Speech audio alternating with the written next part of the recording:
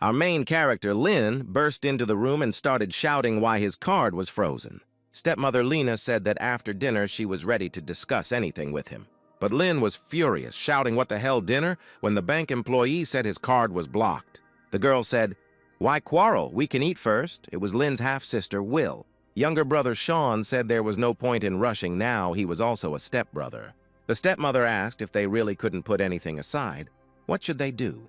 Whether his father is alive or dead does not matter as long as it brings losses to the company. And so she asked his father's lawyer to transfer all his shares into her name. Lin shouted.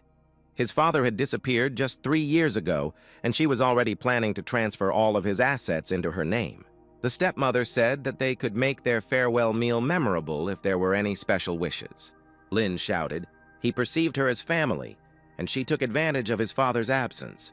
The stepmother said she had a card with 5 million on it, and most importantly, he had to sign a contract and he would be provided for life. Lin said that she had thought it all out in advance. Her stepmother said that they would not have survived as a species if they had only thought about themselves. Sean said to sign quickly and get those 5 million, you need to accept Mom's generous offer. Lin said he would sign, however, the stepmother asked.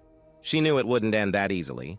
What were his conditions? And Lin said he didn't need 5 million, he needed his family's ancestral land. Will said all there is a small supermarket, worth no more than 3 million. The stepmother asked for a new contract to be made, and when they did it, she asked Lin to sign it again.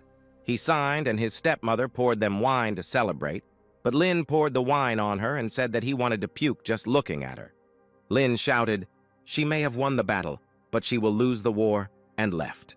Sean asked if his mother would let him go so easily, and his stepmother said, let him take revenge if he wants. The news of his father's disappearance spreads faster and faster, and soon no one will take his side. Lin arrived at the supermarket and thought his grandfather had once told him that this plot of land should not be sold. He opened the supermarket doors and the authorization process began immediately.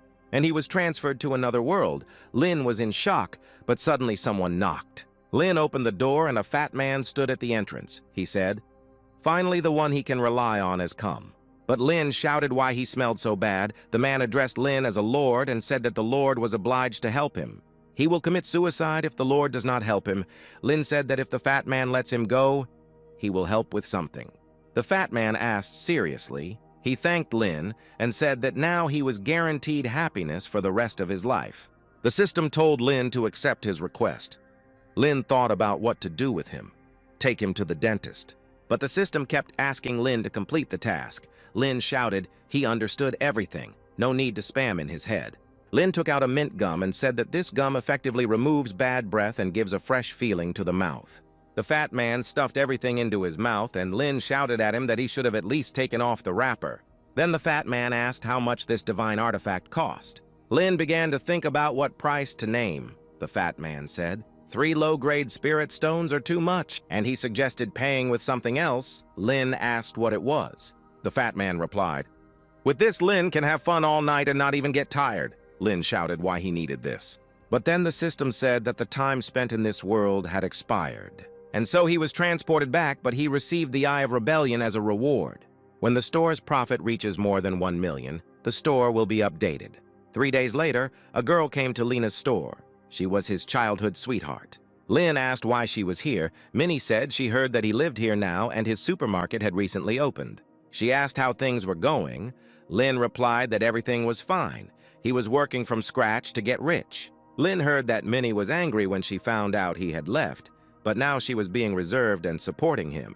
Suddenly, Minnie invited Lin to join her. Lin asked what she was planning. Couldn't she forget him? Then the girl got carried away and hit him, saying that he was still as heartless as he was before. She told him to rest and that she would soon find him a job. She left and Lin asked how he could cause so much trouble for Miss Minnie.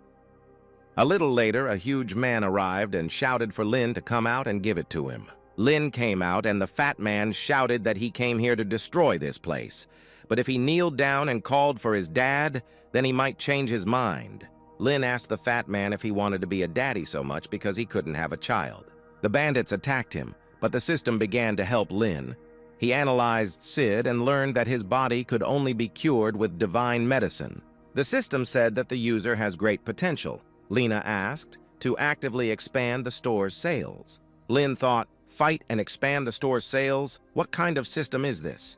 But he still decided to start carrying out the task and punch the bandits. Sid also attacked Lin, but Lin said that Sid lacked spirit. Lin asked him if he felt empty. Suddenly, Sid burst into tears and said that he couldn't do anything.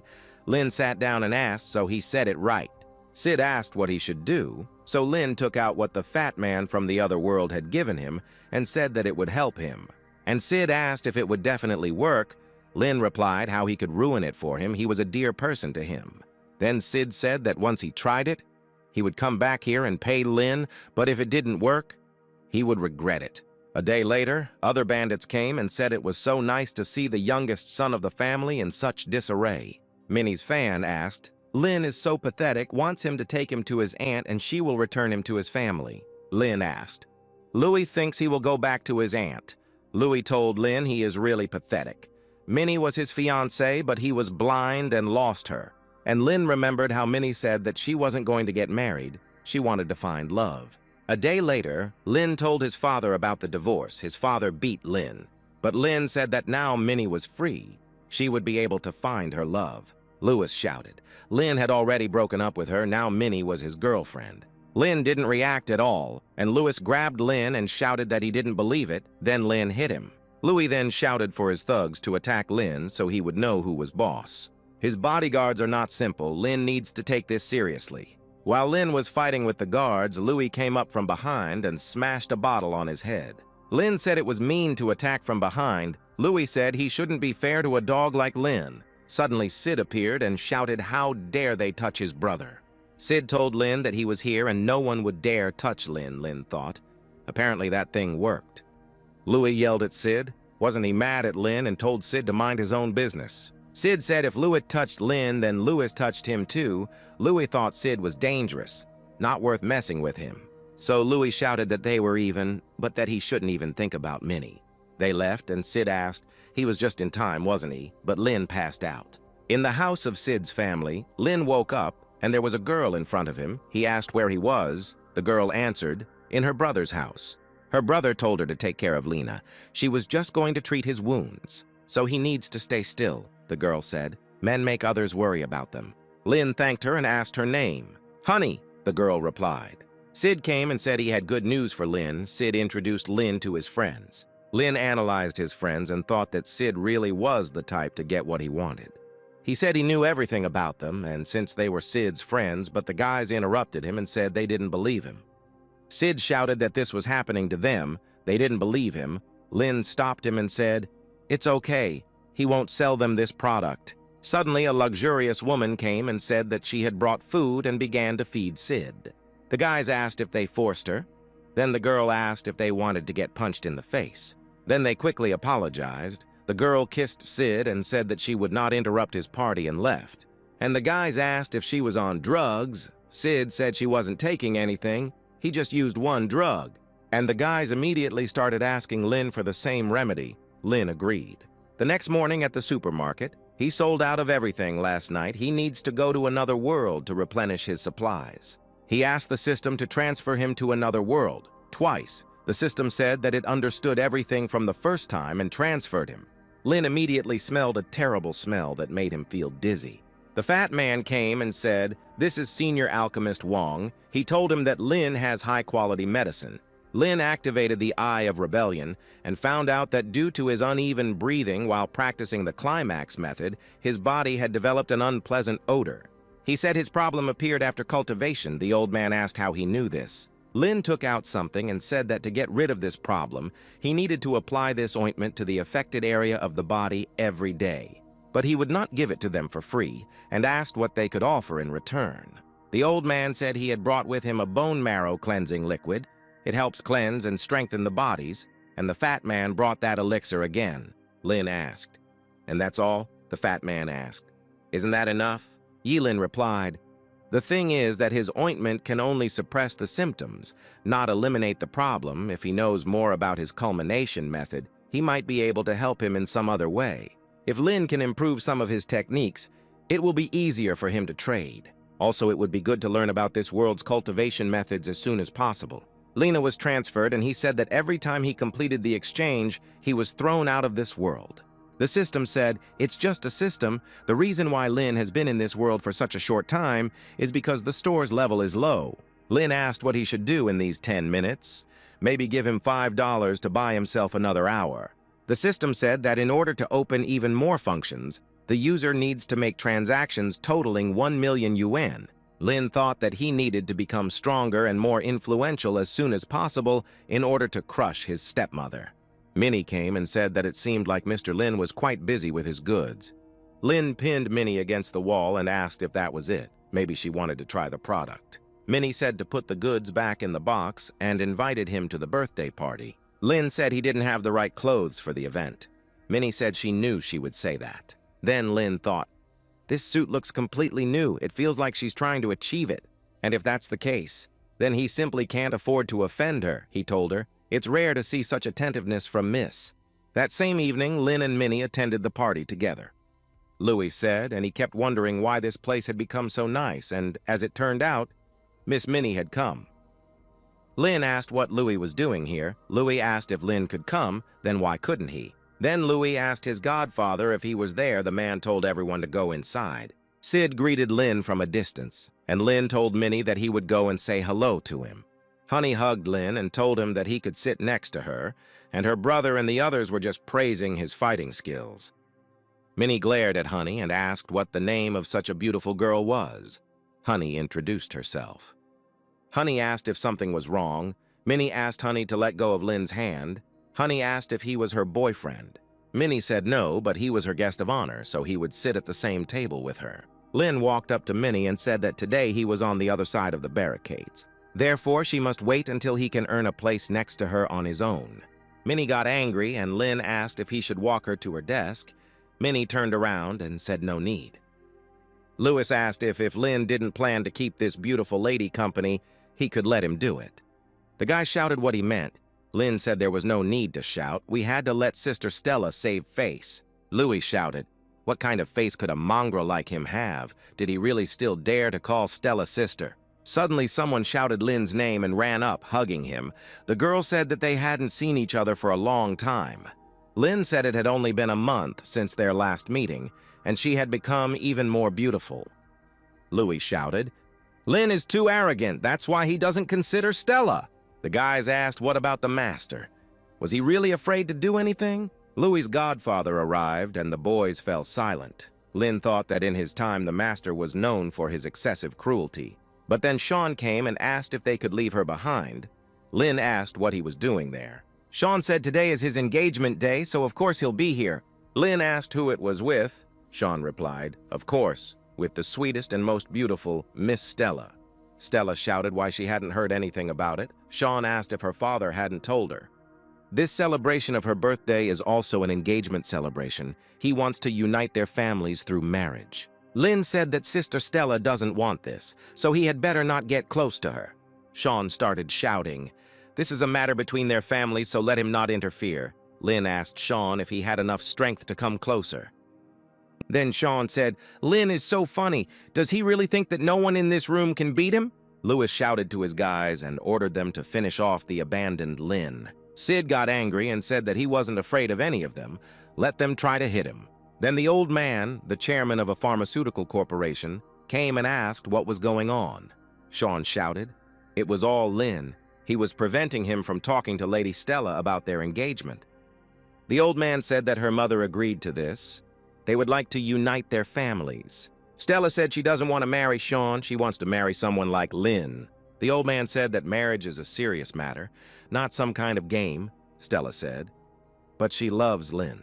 She fell in love with him from their first meeting, but he was previously engaged, but now he is single. The old man asked how he could be worthy of her in such a situation. Stella said she didn't care, she loved him. But the old man said that she was the heiress of the corporation, so if she married Lin in his current situation, she would only harm him. Moreover, even if she loves him, this does not mean that he feels the same. Lin wondered if he was trying to force him to admit that he didn't love Stella. But Lin said he loved Stella too. Everyone was shocked, and the old man had a stroke. Lin whispered something to him and told everyone to take his uncle to the room, but Louis did not agree. But Minnie told him to shut up. It was the chairman's event and he was feeling sick. No need to create more trouble. 10 minutes later, Lin and the old man returned, and the happy old man said that today's engagement was canceled. Earlier, Lin took the old man into the room, and after analyzing the old man, he realized what the problem was. Lin said that he had a way to cure his genetic disease, so he didn't need to ask Sean for help. The pharmaceutical corporation has been developing for over 300 years, and there is no reason for it to merge with their group. The old man started screaming, he better not joke and find a way to cure him, otherwise he will put him in a cage. Lin gave him an elixir and said that this disease was actually caused by an innate weakness of qi. This elixir is the best way to treat her that he inherited from his grandfather. The old man said, in memory of his grandfather, he would trust Lin, and then drank the elixir, and he was immediately cured. Then they went to the guests, and the old man said that he was calling off the engagement. Stella thanked her dad. The old man said there was no need to thank him. It was all Lin. Sean asked what the old man meant. And the old man said that he had only one daughter, and if she did not want to marry him, then there was nothing he could do. Sean shouted, "Don't forget that he asked him for help." The old man explained that Lin had already figured it out. Then Sean started yelling at Lin, and Lin told him that he was now a public figure, and he should watch his words. Stella began to thank Lin for his help, and Minnie watched them from afar. Louis asked, in a bad mood. And he held out a glass. Minnie asked who said she was in a bad mood. But this bastard poured something into her wine, he put her in the car, and drove to his mansion. Louis asked. She probably thought he wouldn't dare do anything to her at the party. Minnie screamed for the freak to let her go, but Louis continued to lie that he loved her. But suddenly the car stopped. Lin got out of another one and said to let Minnie go immediately. Louis said he was waiting for him to catch him in his trap. The guy attacked Lin. Then he ordered the bandits to break his arms and legs. But Lin said that Minnie was not someone Louis had the right to touch. The guy attacked Lin, but Lin just grabbed the bat. Fortunately, that elixir has a beneficial effect on the muscles and bones of an ordinary person. Now his body on par with steel, Louis screamed for them to kill Lin, and the bandits attacked again. However, Lin quickly dealt with the 3 bandits and said that Louis was next. Then Louis grabbed Minnie and shouted that if Lin came near, he would finish her off. Lin got furious and punched Louis, called the police, then took Minnie and left. They arrived at Lin's house, and Minnie continued to complain of a fever. Lin said that she could rest now, but Minnie did not let Lin go and asked him to help her. In the morning, Minnie woke up and realized that her hands and feet were tied. She screamed what Lin did to her. Lin said Miss was so active yesterday he was scared, so he had no choice but to tie her up. Minnie asked him to untie her and asked if he had done anything, right? Lin asked how he would be different from Louis if he took advantage of the situation. In the end, she had to be with the one she loved. Minnie blushed and asked how he found her. Lin replied that when Sean left, he didn't notice her, and on top of that, Sid said how Louis was courting her. He thought something was fishy and followed them, Minnie said. Luckily, Lin was here. The rest doesn't matter. Suddenly, the door opened and Stella walked in. She froze when she saw the 2 of them. Suddenly, she started having convulsions and lost consciousness. The guys quickly brought her to the hospital. Her father came out and said that everything was fine with Stella and asked Minnie to talk to Lin alone.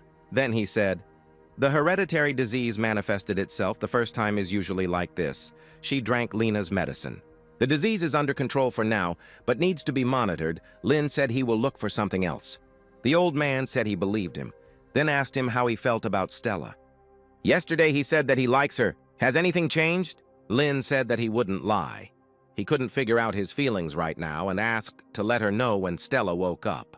The old man asked if he still loved Miss Minnie. Lin replied, "No. It's just that the most important thing now is to get the Shin group back." Then the old man asked to protect Stella. He is a real man. Stella will wake up anyway. And then he should think about what he will tell her. Meanwhile, Louis ran to his godfather to complain and ask for revenge. The godfather said that he would take revenge. But Louis also had to understand his mistake. Louis said that his mistake was that he didn't kill Lin. The man said no. Firstly, he is easy to use, and he also underestimates the enemy. Secondly, Minnie doesn't love him, and he tries to get her by force. Third, and most importantly, Louis disgraced him. Louis, frightened, asked for forgiveness. The godfather said that he was asking him this time because Louis had served him for many years. Next time they won't be embarrassed. There is a man who can handle Lin." Sean ran to his mother to complain. He shouted that Lin was overdoing it. Now their reputation had taken a hit. The stepmother said she tells him to establish good connections with organizations so that he can train his skills in this business. And what about Lin? She doesn't need to get her hands dirty with him. For a reward, there will always be the right person. She called the guy and told him he would get 5 shares if he got Lin out of the way. The guy took the order and told his men to get ready well. "In another world," the old man said, "the bone fluid's source of nutrition is the internal arteries, so it increases physical strength, not energy." Lin asked how to treat it. The old man showed the sphere and said that his spiritual pearl should help. But the Lord gave a remedy that removes the smell of his sweat. "But it does not cure," Lin asked. He does not believe him. The old man said he believed, but he saw that the Lord did not know at all the composition and action of the things he was selling. Then Lin shouted. He was asking them precisely because he wanted to know everything. The fat man immediately asked for forgiveness. Lin told him to get up. Lin thought he would have to give them something to make them more accommodating. "You need to rinse your mouth with this 3 times a day on a regular basis.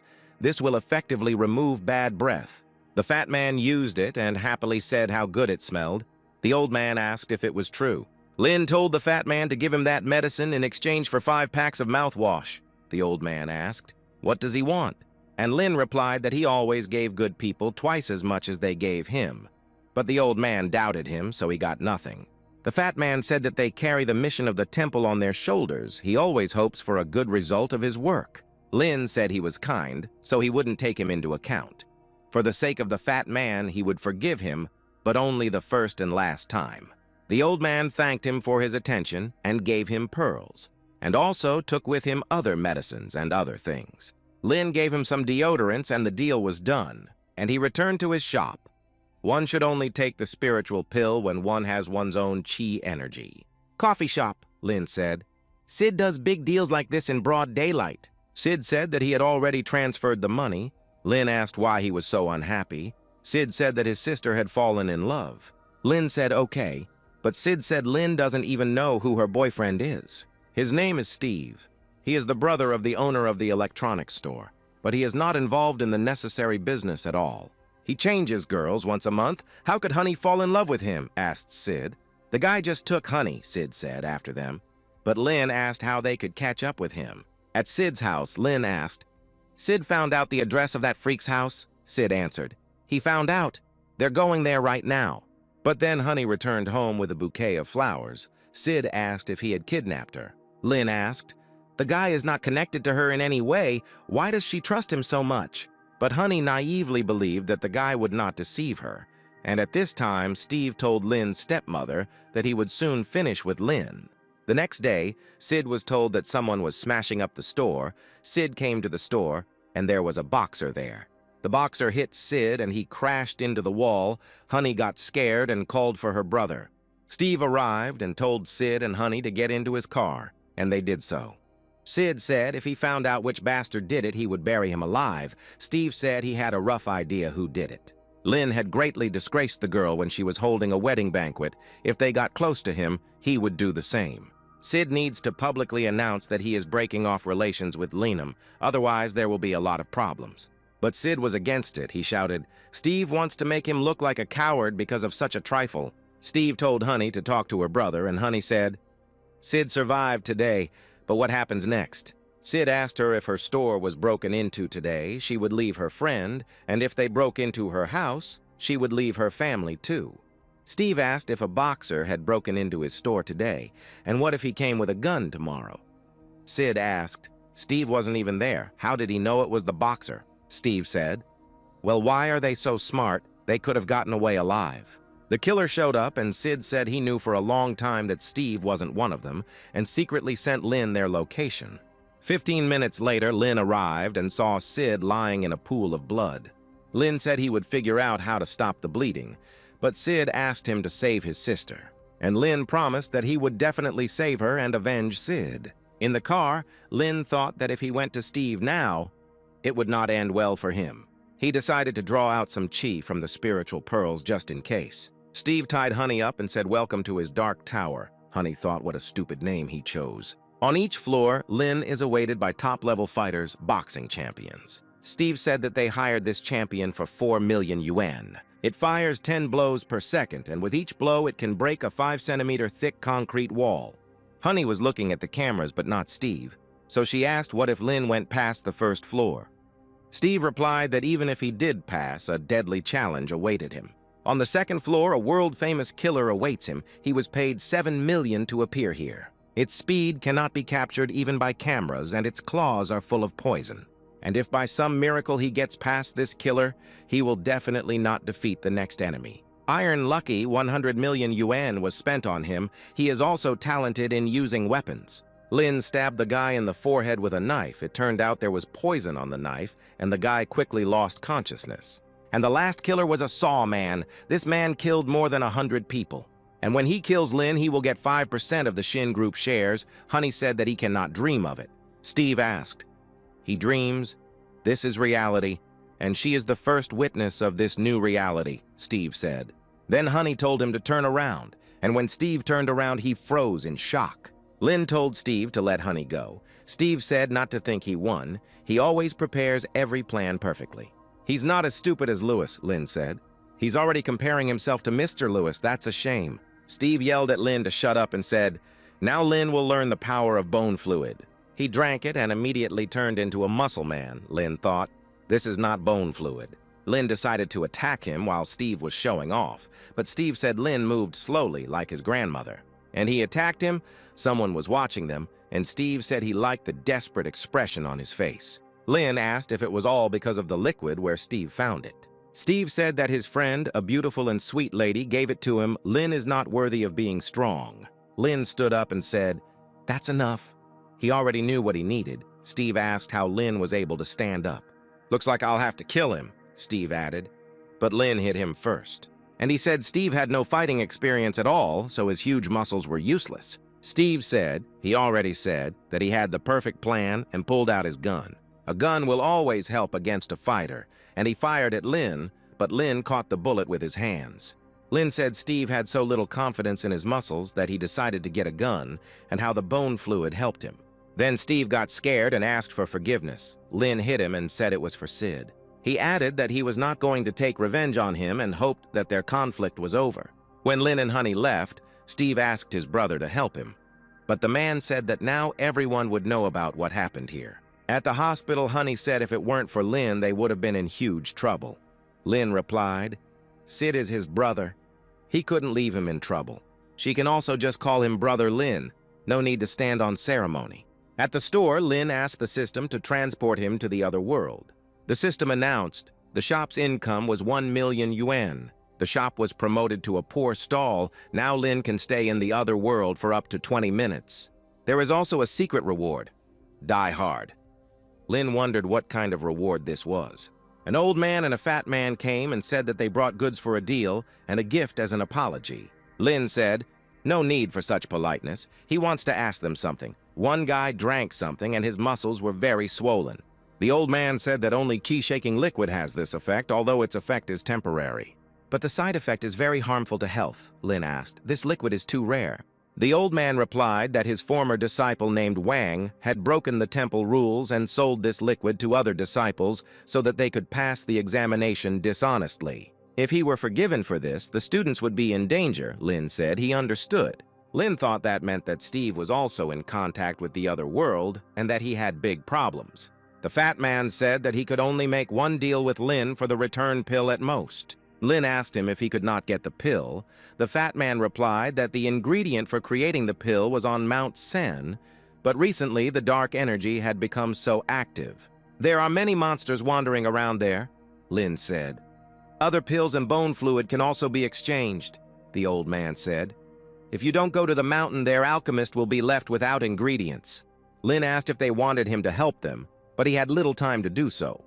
The old man said that if the Lord can master the Gushan teleportation technique, then there is hope. Lin asked what it was, and suddenly the princess of the country of Gushan, Sylvie, came running and said that she heard that they were looking for her. She hit the fat man and said, "The bastard appeared in this new place and didn't even tell her. She had to find the way herself." Sylvie found a hairdryer and said, "This is the same lord. The place is so-so," Lin said. "Girl, why is she like this? A good place." As soon as the girl started screaming that she was a princess, Lin moved to his world. Lin thought, this Sylvie seemed like a spoiled child to him. How was he supposed to conduct transactions now? If the owner fails to raise the store to the 3rd level, turnover of 10 million yuan, within a month, the system will confiscate all bonuses. Lin was thinking about how he could earn 10 million in a month, maybe with the help of the elixir of return. The spiritual pill was charged, and Lin then decided that he needed to visit Stella. He told her dad that in a few days Stella had to absorb all the energy from the spiritual pill, then she would wake up. Her dad said he believed him. Lin said he wanted to ask him something.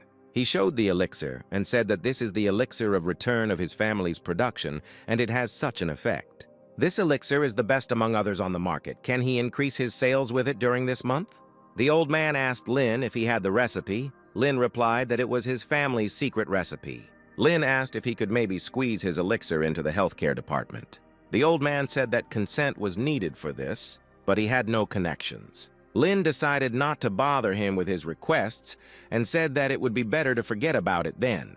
He returned to the store and thought that he needed to replenish the goods. If he did not complete the income task, the system would deprive him of all the goodies.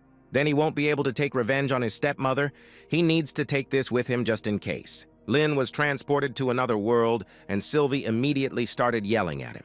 The fat man explained to the princess that the lord was very busy and had little time. Lin thought, it seems like Bao was in a lot of pain. To calm her down. What a capricious girl. It seems like he will have to act. And he told her that since she came to him for a deal, she should behave according to his rules. Then Sylvie said she could burn and destroy everything, and what would happen to her for it. Lin said that now he would have to teach her a good lesson, but she pushed him. And she said that such a weakling was going to teach her a lesson. Lin quickly realized that she was not a simple girl. Her strength was many times greater than his. Then Lin remembered the hidden bonus that the system provided him. The system asked if he was sure he wanted to launch the one-time die-hard ability. Sylvie screamed, "He is not a lord at all, just a deceiver." Lin asked how she dared to attack his store. Bao immediately bowed and asked not to be angry. The princess just has such a character, she does not want to harm him. Lin asked why she was destroying his store then, and said that he should hang her on the store's facade for 3 days. Suddenly, Sylvie started crying, and Lin wondered if the intimidation had worked. He had to see if she was pretending to be a poor thing.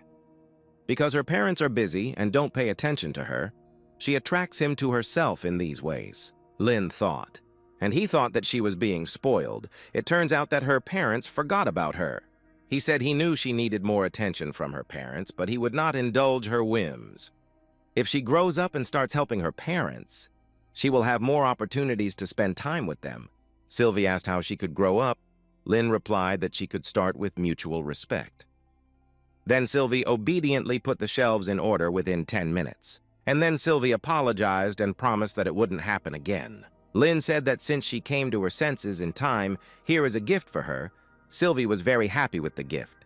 The deal went through and Lin returned to his world.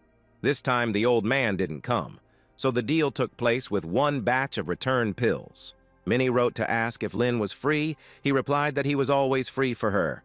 Minnie said when they met that now was not the time to joke. Steve is missing. She heard he was looking for him earlier. She believes he is not a killer, but something is wrong here. He needs to be more careful. Lin thanked him for his concern. Minnie asked him to be more serious. Suddenly, he got a call and Lin picked up the phone. Sean asked Lin if he was in the store. Lin ruined his wedding, so he wants to pay him back in the same coin. He should go back to the store. Otherwise, it will all burn down. Then Lin got angry and asked how Sean dared to set fire to his family's inheritance. Lin shouted that Sean was finished and ran out of the cafe. Minnie begged him not to act so recklessly. Sean said that this was his first gift for Lin.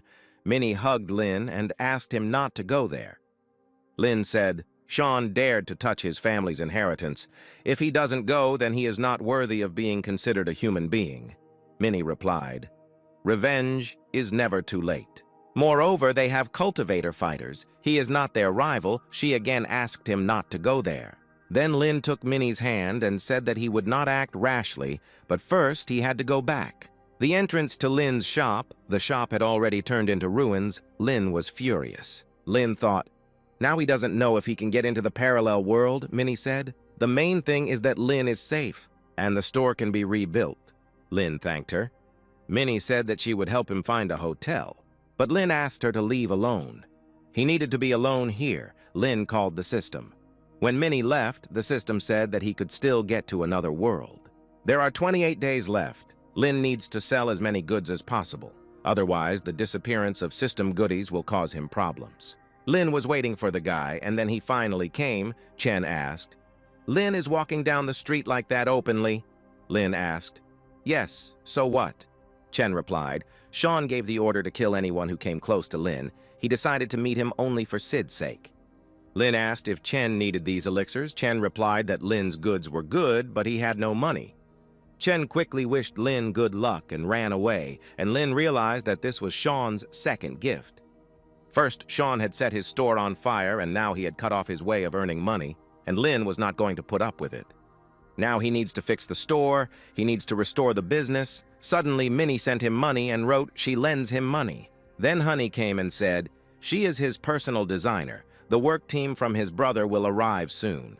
Although Lin is currently at rock bottom, his friends still haven't abandoned him. Honey told the worker that after construction, the store should look more attractive to customers. Lin thought, it seems like he can completely rely on Honey in this matter, and he needs to sell the pills as quickly as possible. In the hotel room, Lin needs to absorb all the energy and improve his body. And all because this time the buyer is Louis' godfather. The man said, let Lin dare to break into them, he will kill him, the godfather said. Since he came, then let him at least say why. The godfather said Lin is brave. Isn't he afraid that he will avenge Louis? Lin said he brought him a bunch of goods as an apology. Lin decided to analyze it. The godfather is successful due to his bold character, but his girlfriend Yui has become richer than him. He needs a deal to save face. This elixir is made according to his family's secret recipe. It allows any guy to look 10 years younger. He would give him the rights to sell it, Lin said, and his godfather asked how much he wanted to sell it to him for. Lin said, for one bottle, 100,000, this product will make any guy feel spring. He guarantees good sales. The godfather said, how problematic. It's better for Lin to keep this product to himself, since it's so expensive. Lin said that after all, this was a one-time deal, and if it worked out, they could make another one. But the godfather reminded him that Sean had announced a reward for his head. It would be better if they didn't cooperate. Lin asked if he really wanted to become Sean's errand boy. He should discuss all the company's investments with his chosen one, but by giving it to Sean and receiving the money, he will not prove to her that he is capable of anything. The godfather said that Lin was tired of living and didn't need his instructions. Then the guards all attacked Lin at once. But Lin attacked them himself and shouted, he is discussing business. They are not needed here. The godfather thought, since Lin is cultivating, now it's clear why Sean is giving so much money for his head. Since he is so capable, his booze might also be good, he agrees to the deal. Lin said he provides everything he needs and he just has to sell it, split the profits. But he will give the money only after the sales. Lin showed the suitcase and said there are 20 bottles of elixir here. First, they will conduct a test sale. After a week, he will come to visit him again. The godfather shouted that if Louis had been here, he would not have allowed this little freak to sit on his neck. As soon as Lin left the building, he was stopped and asked to come with them. It turns out the police are investigating an arson case, and the cameras very blurrily captured the person who set his store on fire. It seems that the arsonist is also a cultivator. He must increase his level, otherwise he will not be able to protect himself and his home. At the hotel, Lin needs to strengthen the fragments with his inner energy, then he can level up, because Lin had already been using internal energy for some time. Therefore, he completed the first stage of training internal energy very quickly. Just as he approached a new level, the system reminded him that he lacked energy auras and had not reached a new level. It seems like he's already used up all the aura in this place. He needs to return to the ancestral aura room. He felt that this time in the parallel world it would not be so calm, so he took protection with him. The system sent Lin to another world, Bao, and the old man said that the monsters on the mountain began to act actively. They would not be able to collect the ingredients. Lin said it was a pity that he could only stay here for 20 minutes, otherwise he would have helped them solve this problem. Just as Lin was beginning to get upset, the princess came and said that they should entrust it to her. She said that this is his family's territory. She is the authority here, Lin thought. The aura here is better. Scorpion monsters started running towards the boys, but the princess said that they were weak and there was no need to be afraid of them. Lin said let them fight and he would train energy. Bao said that the Lord does not waste time. Divine web, scorpion tails, these materials will be enough for them to make some medicines. But then a huge monster appeared. The old man said that this beast was dangerous. They had better run away. However, the princess was not going to retreat. She attacked the monster, but her sword shattered on the monster's barrier. The monster began to growl, and the princess froze in fear. She could not move. Then Lin came running and saved Sylvia. It's good that he stroked the aura and raised the energy level. At this speed, he could handle it. The old man said he would cover the two of them. But the old man's barrier quickly broke, and he told Lin that his magic did not work against the monster. He asked Lin what they should do, but Lin already had his own way. Lin shot the monster a couple of times with a tranquilizer, but it didn't seem to work. He was about to come up with a new plan, but then the monster fell asleep, and the old man and the princess began to praise Lin. Suddenly, the princess noticed a strange symbol flying near the monster's head and asked what it was. Neither the old man nor Bao knew what it was, so Lin decided to take a photo of it and then investigate. Sylvie asked what kind of artifact it was. Lin replied that this thing could quickly capture an image. He will come home and study it carefully. Time has already come to an end. He cannot stay here. Lin told Sylvie to think before she acted. Sylvie said that as long as the Lord was near, she was not afraid of anything, Lin thought, but he was afraid, and then moved. The system said that its main task is to increase financial turnover, not to increase the level. Minnie called Lin and he asked how she was doing. Minnie said that someone was following her. The guy pinned Minnie against the wall and said that Steve's family needed her help. Steve is a real slacker. He doesn't obey him. He helps Steve's father. Minnie said their family had a weird style of inviting people over. The guy said no, they just had some changes. If her family doesn't find partners, they will soon be swallowed up. Minnie said her family would handle all the problems themselves. She doesn't plan on cooperating with people like Steve's family. The guy said that since they won't become friends, then they'll have to become enemies. Luckily, Lin arrived in time and told the guy to move away from Minnie. The guy said great, he'll just get the reward for his head, and threw needles at them. Lin protected Minnie with himself. The needles pierced Lin's body, and the boy said that Mr. Lin's courage touched him very much. It's just a pity that these needles will block his chakras, and he will completely lose sensitivity. Lin didn't see or hear anything, and besides, everything around him was so calm, as if everything had stopped. He was so tired, his knees wouldn't move, it was even hard to breathe. The guy said there was no point in resisting. Mr. Lin can now only lie obediently while he kills him. Suddenly, Lin punched the guy when he approached him. The guy asked how. He's a newbie in cultivation. How could he avoid the effect of his needles? Lin replied that he had no way of knowing. He only knew that he would not allow anyone to hurt Minnie. The guy said, "Freak. His family will not spare him." A dark liquid enveloped him, and he disappeared. Lin shouted at him that they weren't finished yet, but the guy had already completely disappeared. Minnie asked if he was okay. Lin said he was in a lot of pain. He could only hope that she would take care of his body. Lin woke up in Minnie's house. She said that he had collected too much energy, and his body couldn't handle it. She bought him new clothes because the old ones were all torn, Lin said. Miss is too concerned about him. Minnie said it was a shame that the killer escaped. They never found out why he needed her. Her family had started a business making apps, and Lin asked if he could check one picture against her family's database. Minnie said that it was an ancient prohibition spell. It was created with a huge flow of energy. Lin thought that the appearance of monsters on the mountain was the work of people. She said that she didn't know what he found there, but it was better not to get involved with it, otherwise he might get into trouble. Sean put a bounty on his head, so he better hide here. Lin replied that he couldn't hide here forever. He had to get his Shin group back. Minnie said she knew Lin would refuse, so she would fight with him. Lin asked if she wanted him to teach her self-defense techniques. Minnie replied that she had a trainer. Then Lin said goodbye to him and left, and Minnie thought, if you like a person, you will always worry about him. At Sid's house, Lin thanked the boys for being on his side and said he would try his best to help them train. Sid said that the initial stage of these techniques usually costs several million yuan, so there is no need to be modest. Honey said, "Then Lin can become a trainer instead of a salesman?" Lin replied, "He already has many enemies. If he teaches people to fight, he will make even more enemies." Lin ordered a delivery, and it was brought by his classmate. Lin asked why he worked there. David replied that he was a bad student at school. They chatted a bit, and David reminded Lin about the class reunion, so they decided to meet again. Lin received a call from Lewis's godfather, who said he had good news. He asked Lin to come see him because he had found him another client. After turning off the phone, he said, "This young man dared to trade in Mr. Key's territory. He will bring him here. When he comes, they can decide for themselves what they will do with him." Lin came, and the godfather introduced Chi to him, as well as his bodyguard, Cindy. The godfather said, "This young man who supplies the elixir of return," Lin said that he has heard a lot about Mr. Key.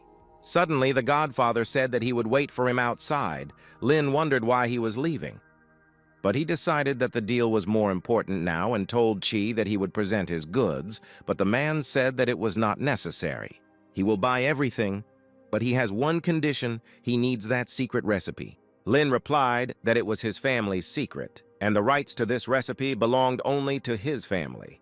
Then the man said that he could buy Lin, and Lin would knock for him all his life and produce the elixir. Lin told him that that's not how business is done, and if he wasn't interested, they should go their separate ways. Suddenly, Lin felt a strong level of suppressive energy, and then the girl grabbed him. And old man Chi said, "This is how he does business. Either Lin agrees to his conditions now, or dies." Lin said, "He is not that strong, he will not fight, but there are no cowardly people in his family. Let Chi kill him." At this time, the bodyguard asked the godfather why he went out and why he was not negotiating with them. The godfather shouted, "Now Mr. Key will kill that guy." He felt somehow awkward there. But the old man did not kill Lin and said that Lin was like his father, with the same stubborn character. Lin asked if he knew his father.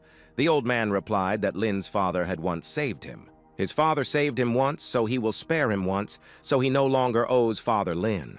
Lin thought that the old man first wanted to kill him and then spare him, but that would not fulfill his duty. He tried to analyze it, but the system said that the old man had spiritual protection. The all-seeing eye was reflected. The old man asked what was wrong with him. Lin lied that his bodyguard was too beautiful. He was completely confused. Well, since he's not going to kill him, maybe they can continue negotiations. He provides the medicines, and the old man sells them. The old man said that if he wants it, then it's possible. Only he will take 90%, Lin said. He provides everything. He also needs to eat. Cindy said that without the master he would not sell a single bottle. Lin replied that he had already sold many. Lin told Chi that for him it was very little money. He would promote his product himself. He still has many opportunities, Lin added. The old man asked if Lin dared to bargain with him. Lin said he wasn't even afraid of death, so why would he be afraid to bargain? The old man said, well, if he's abroad, then he'll get 80%. Lin said he had one more small request. The old man said he would listen to him. Lin then asked the old man if he thought 3 people in this business was too many. The godfather walked the old man to the car and said, "The gentleman scared this young man so much." The old man told him that he should not interfere in this business and left. The godfather became angry, thinking that Lin was simply taking advantage of him. The old man asked the bodyguard how she was doing with Lin. Cindy replied that her cultivation was weak and she couldn't fight. Then the old man said that cultivation can be improved, but such courage cannot be acquired so easily.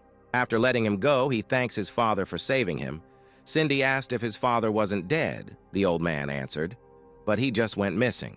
3 days later, in the dead of night, in front of the ruins of Lin's shop, he prepared the goods.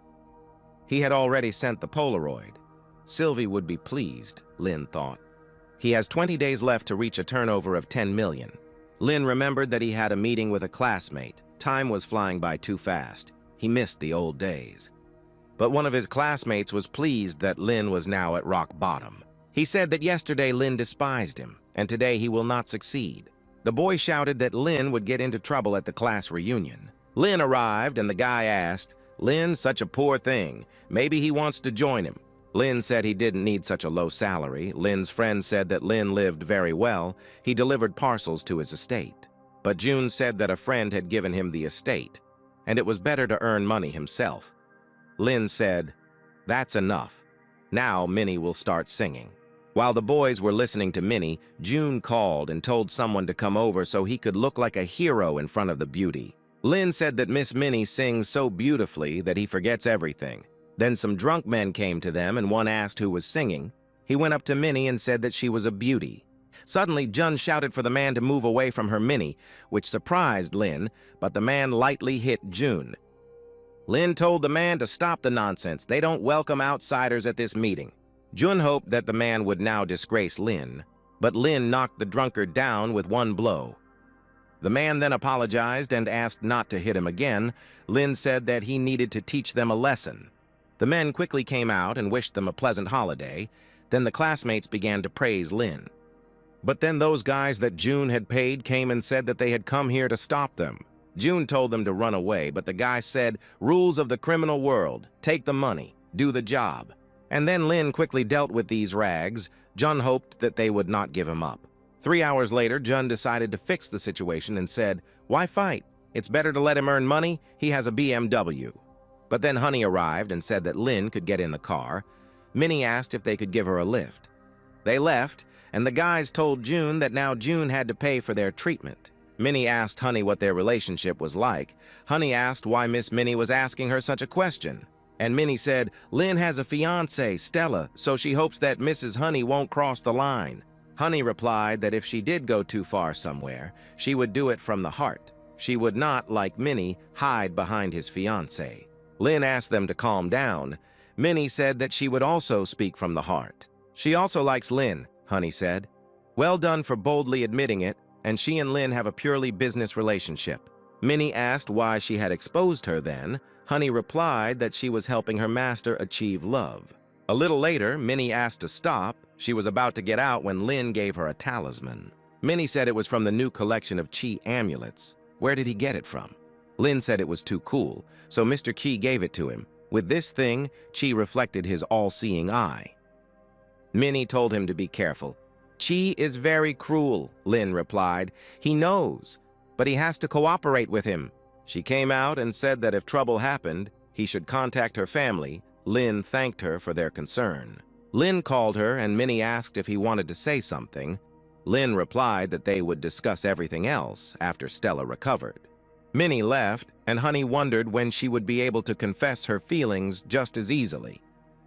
In the parallel world, Lin said he wanted to try recording the sounds of animals. First, he will record the sounds, and then he will have a surprise for her, Lin added. Sylvie said that next time Lin will be with Bao, she will soon have to throw herself into training. She said she wanted to take a picture with him, Lin thought. What's wrong with her today? She's kind of weird. After 18 minutes, Lin finished everything and returned to his world. Suddenly, a woman approached Sylvie and asked if this was the Lord. Sylvie burst into tears and said that she promised to be obedient and return to training. She asked the woman not to cause problems for Lena. The man who attacked Lin at karaoke came to his godfather and asked for forgiveness. Deputy Director Roy asked if they were hoping to defeat the cultivator by force. It won't work. He will ask Mr. Chen for help. Let Lin trap himself. Lin and Sid continued to train together, but Sid was still unable to hit Lin. Sid said that he was still far from Lin. Lin replied that Sid was making fairly rapid progress, but now it was time to rest. The godfather called Lin and said that his friend Chen was with him. Lin said that there was no need to involve outsiders in their affairs. But the godfather said that he just wanted to have fun, Lena should come, and turned off the phone. He asked his partner if everything would go well. Roy said he was sure they wouldn't lose anything. The godfather asked him what it was. Roy replied that it was a stimulant that gave physical strength. Anyone who drinks this can defeat his bodyguard, the man said. Don't underestimate people. Then Roy said, they'll check it now. He threw the stimulant to the man and he drank it. The bodyguard tried to hit the man, but it didn't work. The man defeated the bodyguard with one blow. Then the man aimed at his godfather. He said his godfather was bullying him. Then Roy hit him from behind and said that his limit was the spiritual level. The godfather asked if an ordinary person, after drinking this, gains such power, then what will happen to Roy? Roy answered, it is better not to drink this thing. It harms the brain. But you can drink once to overcome Lin. Will Lin be able to withstand if he drinks 10 bottles? Sean gave him all this stuff. He has a ton of this stuff, so he wants to see how much they can squeeze out of Lynn. Honey came to her brother, but found only a note in which they wrote that they had gone to the club for the whole evening. She thought she had to go there when everyone abandoned her. Mr. Chen informed her out of gratitude. The guys were stopped by the manager and told that this place belongs to high society and outsiders are not allowed here. Lynn said that they had business here, but he was told that he needed to show a VIP pass, or else it would cost him $100,000. Then Lynn asked the manager. He decided to pump money out of him. The guy said, "Nothing personal, he can give a discount of 1%. Sid shouted when Finn lost his leg. Lynn gave him money for a prosthetic without further ado. Finn said he would repay him in the next life, but now he asks them to play by the rules. He ordered his people to attack them. Lynn said he had 100. He just didn't want to give it up. Sid killed every bodyguard. He approached Finn, who asked him what he wanted to do. Lynn broke his prosthesis and said that he would help him get rid of one problem. Now he doesn't need to thank him in the next life. Then Lynn left. He said people are fickle. Sid said there are traitors everywhere, but he has him. They walked into the bar, and Roy said first of all, he would introduce himself. He is the acting deputy director, and his name is Roy. Lynn asked where Chen was. Roy replied, "It doesn't matter, they invited him to discuss cooperation. He just needs to sign this contract, then Sean won't touch him, they guarantee it. They will also help him get Shin Group back." Lynn asked what the conditions are. Roy said Lynn would give them 95 shares of Shin Group. The remaining 5% would be enough for him to support himself for the rest of his life. Lynn asked if the big shots in the real estate business even understood how Shin Group functioned. He needs to get the Shin Group back, not become a puppet, Roy asked, and Lynn thought it would turn out differently. Then Lynn was attacked by two men who were drunk on that stimulant, but Sid covered Lynn with his body. Lynn quickly realized that their strength and speed were much better than his previous opponents. Sid stood up and Lynn told Sid to show what he could do. "You can't let yourself be humiliated," Sid said. He was in a good mood. Lynn thought they were strong, but their level was only spiritual. He and Sid moved it to the physical level. So it was easy for them to deal with them, but suddenly the bodyguard called 10 more people. Lynn thought that it was boring to fight these weaklings. The main thing was to get rid of Roy. The bodyguard shouted that if he wanted to attack Roy, he should try to defeat him first. But Lynn said that he was in his way and with one hand sent the man overboard. Lynn decided to attack their leader, but as soon as he approached, Roy also showed his strength. Roy injured Lynn and asked, "Lynn doesn't know any techniques. His power is equal to the physical third level." His mistake was that Lynn didn't sign the contract. Suddenly, Sid punched the man and headed with him to Roy.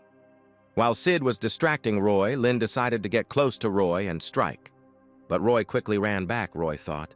Lynn is stupid. He used up all his strength. He decided to attack Lynn with one of his attacks. Lynn was already close and wouldn't be able to dodge. But Lynn managed to hit Roy's arm before he could direct his attack towards him. Roy asked why Lynn was resisting. Lynn replied that Roy wanted to take Shin Group from him. Could he put up with this, Lynn asked. Roy replied that he simply offered cooperation. If Lynn did not agree, then there was no need. His Chen is now on the third yacht at a party, and this was given to him by Sean. Those bodyguards drank it and lost their minds. Sid shouted. Roy decided to deceive. He thinks it's enough to just admit defeat. But Lynn stepped forward and said that since Mr. Roy was so sincere, they would part ways. They went out and Lynn said he has the techniques. It's better to contact him. They can't act rashly, after all. Their goal is to save Mr. Chen. The Godfather asked Roy, Lynn's hand was injured, why did he let him go? Roy replied that if he tried to kill him, he would do it to his own detriment, and what if someone started to take revenge for him? Besides, Sean was unlikely to let him go alive, and at this time Chen was entertaining the men on the yacht. Sean said that Chen shouldn't think that he was some kind of beast. There was a reward for a good dance. Lynn and Sid went on to the yacht, and Sean told Lynn that he had trapped himself. Then Lynn shouted, "Only now Sean will pay for everything. He wanted to attack him, but Sean used the girl as a shield." Then he hit Lynn, but he dodged. Sean asked, "Lynn wants to grow up with a cultivator. It's just suicide." He told his men that he would give them a chance to appease him. Whoever killed him would receive a reward. Sid asked what to fight again, Lynn asked, and he was afraid. Sid answered, "No, he likes it. They have no combat equipment and are much weaker than the swarm." Lynn asked if Sid was okay. Sid replied that he just needed to rest. Suddenly, Sean threw vodka at Lin, then set him on fire. Sean said, "This is imported vodka. It has too much alcohol. He will burn it down just like his store." Lin ran to Sean, who ordered him to stop him. Lin grabbed him and said they would burn in hell together. Sean started screaming for help. They put them out, and Lin said Sean is a coward. As soon as he caught fire, he started screaming. Sean started screaming, but Lin hit him. Sean thought he has a physical level, but he can't handle Lin. Lin said that Sean was not worthy of carrying his name. Sean began to beg Lin for mercy. But Lin started beating Sean, and soon Sean was lying on the floor unconscious. Just as Lin shouted that he would break his arm, someone hit Lin and he flew out of the yacht. The man said that his nephew had predicted everything correctly. This Sean had thrown him right at their feet. Roy told him not to rush. That man from the Black Vortex Mountains, they wouldn't get any benefit today. Joe came, performing the mountains of the Black Whirlwind. He thought he was late. Joe said Sean's mom sent him for him. Sean was whining that Lin had broken his arm. Sid got angry and wanted to hit Joe, but Joe hit him lightly, and Sid hit the floor hard. Joe said he should be glad he wasn't ordered to kill Sid. He charges a lot of money for his work. But if he receives an order, he will not hesitate to take his life. The pain from the burns was like the pain of being bitten by 1,000 mosquitoes, Lin thought. His left arm was also injured. Joe suggested that Lin surrender immediately. It would be easier for both of them. Lin didn't even have a chance to attack Joe, who immediately kicked Lin. Suddenly, Sid jumped on Joe, who was calmly telling Lin to prepare for death. Lin took the pill and told Sid to run away. It was unlikely that Lin would defeat him, but at least he would let Sid escape. Joe asked, "Energy boost pill. Such things are very harmful to the body and do not give much effect." Lin attacked Joe, but Joe grabbed his fist and said how hard Lin was fighting back. Sid hit Joe on the head and he fell. Lin asked if Sid had also drunk the elixir. He replied that since they were brothers, they should not abandon each other. Then Lin said that it was time to show him his strength. Joe punched Sid in the face and told him to let him know that the pill wouldn't help them. Then Sid grabbed Joe by the leg and yelled at Lin, and Lin punched Joe. But Joe was able to break free from Sid's grasp and hit him again, but Sid was not going to give up. Lin ran at Joe again, but he confidently said, "They are naive. He will fight with full force." Soon the boys were exhausted, but Joe was still full of strength and said that they could give up. Suddenly, Minnie appeared and said that he should let Lin go. Then her family would be grateful to him. But if not, her brother would not leave him alive. Joe said Liam wasn't here to be afraid, but if Miss Minnie kissed him, he'd think about it. Minnie said she would do it, but Joe had to let Lin go immediately. Lin was against it and asked her to leave. Joe cried out. How touching, only it's a pity that he likes it when girls cry. Lin pushed Minnie away and silently apologized to Sid and Minnie for getting them into this. Lin also apologized to his ancestors for being so useless. Suddenly, Cindy appeared and asked Joe if he liked it when a girl cried, so let him make her cry. Joe shouted, "She wants to run into the wrath of the Black Vortex," Cindy said. "He is only an executor and already calls himself a man of the Black Vortex. She will help the Black Whirlwind to restore order. Who knows? Maybe they will decide to thank her for this." Joe attacked her, and Cindy asked if the Black Vortex performers had such a low entry threshold. She easily overpowered Joe and asked him. He gave up so quickly, Joe started to run away. Minnie told Cindy to catch up with Joe, but she replied that her task was to save Lin. There was no need to kill anyone. Joe came to Sean and said she was a whole level above him, so there was no shame in it. Cindy said she would take Lin with her. He needed to report. Minnie said he was wounded. They all came to Old Man Chi together, and Cindy poured water on Lin. Minnie shouted what they were doing. The old man replied that he didn't have much time. Lin asked Minnie where they were. Minnie replied that they were saved by Mr. Chi. Then Lin thanked the old man. Chi said he should thank Minnie. It was she who called them in time. Minnie said, Honey sensed something was wrong, found her, and she turned to Mr. Chi. The old man took out a map and said, There are 10 million yuan here. Customers speak well of his goods. He sold quite a few. Lin thanked him and thought that his task was completed. But then the old man said he gave him the money for the goods, but shouldn't Lin thank him for saving him? So he will take his capital, 200 million, or he will give it to Sean, and he will also get 200 million. Lin thanked him and asked him to give him 2 months. He would come up with something. Minnie apologized for turning to Mr. Chi. Lin told her not to say that. If it weren't for her, they wouldn't have survived. She said that she would help him raise 200 million and that he could wait abroad for now, but Lin refused. But suddenly Stella's dad came into the room and shouted that if he went down this path, what would happen to Stella? He said Lin suffered a burn, a broken bone, a concussion, internal bleeding, and his friend never even came out of a coma. If Stella is with him, she will not see her life in peace, Minnie said. Lin is trying for the sake of her family. Then the old man said Lin had already said that he liked Stella, and she followed him around all day. Lin stood up for Minnie and said he confessed to Stella because it was forced circumstances. Suddenly the old man opened the door and said, "She heard everything. There is no place for her in his heart." Lin told Stella that he liked her, but only as a sister. Then Stella asked if he liked Minnie better or her. Before Lin could answer, Stella pulled him towards her and kissed him on the cheek. Then she said she cried, hated, even wanted to die. But after he saved her and her family from a hereditary disease, she realized something. She must live this life without regrets. She likes Lin, so the consequences don't matter. Just like Lin, who doesn't care about any difficulties, no matter how much he likes another, she will love him. When she woke up, her dad hugged and thanked Lin all day. She just represents her family and will support Lin. It's a pity that she and her sister Minnie will run into the same person. Now they are rivals, Lin said. Although it was not the right time, he wanted to ask them to find him one small thing. The system said that Lin had completed the tasks and could now stay in this world for exactly 1 hour. Bao said that the princess was punished with house arrest. She asked him to convey this to Lin. Lin asked Bao to tell the elder that he was going to the underground prison. He came to that very beast and asked how he was doing. The devices translated all his words into the animal language. The beast asked how the man knew their language. Lin said because he had previously been the master of a beast like him. But the beast did not like that Lin teased him and told him to go into the cage so that he could kill him. Then Lin opened the cage and said that if they did not get to know him better, he would not accept him. Lin asked the beast if he liked being a sucker. The beast replied that he was a beast, a heavenly killer. Then Lin said, "It's a pity that he believes in science and not in Buddha." Lin had an electric shock protection helmet and a protective suit. The beast said, "What kind of technology this is? Science." He didn't think that anything else could be more powerful than Buddha. Lin told him to acknowledge him as the master. He would be able to find the villain who sent his family to prison. At first the beast was furious, but as soon as Lin promised to find him a mate, the beast immediately recognized him as its master. The beast asked how Lin knew that he was looking for a life partner. Lin replied that he heard him screaming that he wanted to find a mate. The old man said that their lord was simply a genius, and Bao said that for the sake of a wonderful future, he would help the lord.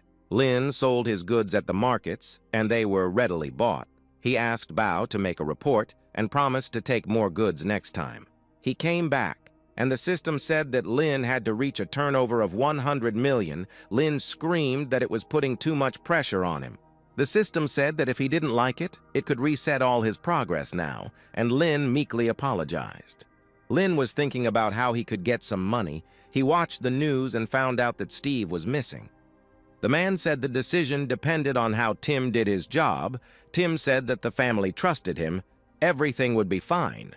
Then the man said that he had done a good job with Steve, and if he worked well, he could become a director. He arrived at the airport, where the head of state's daughter and his wife were waiting for him. Tim asked if they were probably tired from the journey. The girl said no. They also brought him a gift. In the car, the woman told Tim not to rush to leave. They would all have dinner together. Tim thanked her for her kindness, and he himself thought that they would not return home. In the past, Tim said that his daughter was sick and asked for a day off. But Steve hit him and said, "Isn't he just a driver who is his daughter here? He is wasting his time." The man asked why Tim would call him to talk to him like that. Tim said he was just a servant. And the fourth uncle of Steve's family, Stuart, said what if he gave him the opportunity to be a manager? They drove past Lin's car, and Lin immediately recognized the guy behind the wheel. He decided to go after him. The company will soon be reorganized, so the head's wife and daughter will have a hard time. Tim kidnapped the chief's son, so he only hopes for Uncle Stuart. Stuart said that they are a family. The company should remain in their family. And then he told Tim he had to make Minnie's family fail and also eliminate his wife and daughter. Then he will give him 1/3 of the shares of their company, and he will no longer be a servant. Lin thought that if he saved those two, he could get support from them. They arrived at an abandoned factory, The woman asked what it was, and Tim lied that her husband asked them to bring them here, to the new production facility. The woman said discontentedly, "They just returned, and he does not let them rest." The daughter asked, "Dad, what does not want them to come home?" He told the woman to let them stay there and he would be back soon with the mister. Lynn decided to try the technique that Sylvie wrote about, the sparkling thrill. He came to them, and the woman asked who he was, Lynn. He said, "It's a long story. Their driver set up a gas chamber here." But the woman did not believe him, however. At that moment, her daughter lost consciousness. Then Lynn took her in his arms and said, "It's time to run away." They ran out, but were chased after. But they were already waiting outside. The man told his people to bury them. However, they only gave Lynn the idea and buried each of the bandits. Tim came and Lynn asked why he didn't want to get his hands dirty. Tim replied that for the sake of their long-standing friendship, he wanted to leave their corpses whole. The woman asked what they did to him. Tim asked if, since she treated him so well, maybe she would kill herself. Then she asked if his conscience would eat him up later. Tim answered that there was no need to think about his conscience. The main thing for him was money. But Lynn blocked his way and asked what if he prevented him from getting the money. Tim said that last time he underestimated him and spared him, but now he will not forgive him for that.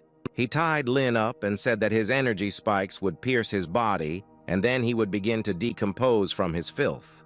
Lynn asked, but it wasn't meant to be to fight normally, and Tim had to be tied up. He threw the keys to the woman and told them to get in the car and he would deal with it. Lynn punched Tim and he hit the wall and created a huge hole. Tim tried to hit Lynn, but Lynn hit him himself and said that Tim's level was too low. He didn't have time for him. But Tim said he couldn't stand to lose. Lynn interrupted him by hitting him in the stomach. Then Tim went crazy and started shouting why these two had so much money, but his daughter didn't have enough money for treatment. He must kill these rich kids, Lynn thought. His energy is losing control. It's better not to fight him. Lynn ran into the car and they drove away. Someone called Stuart and said they had escaped, and Tim had gone crazy again.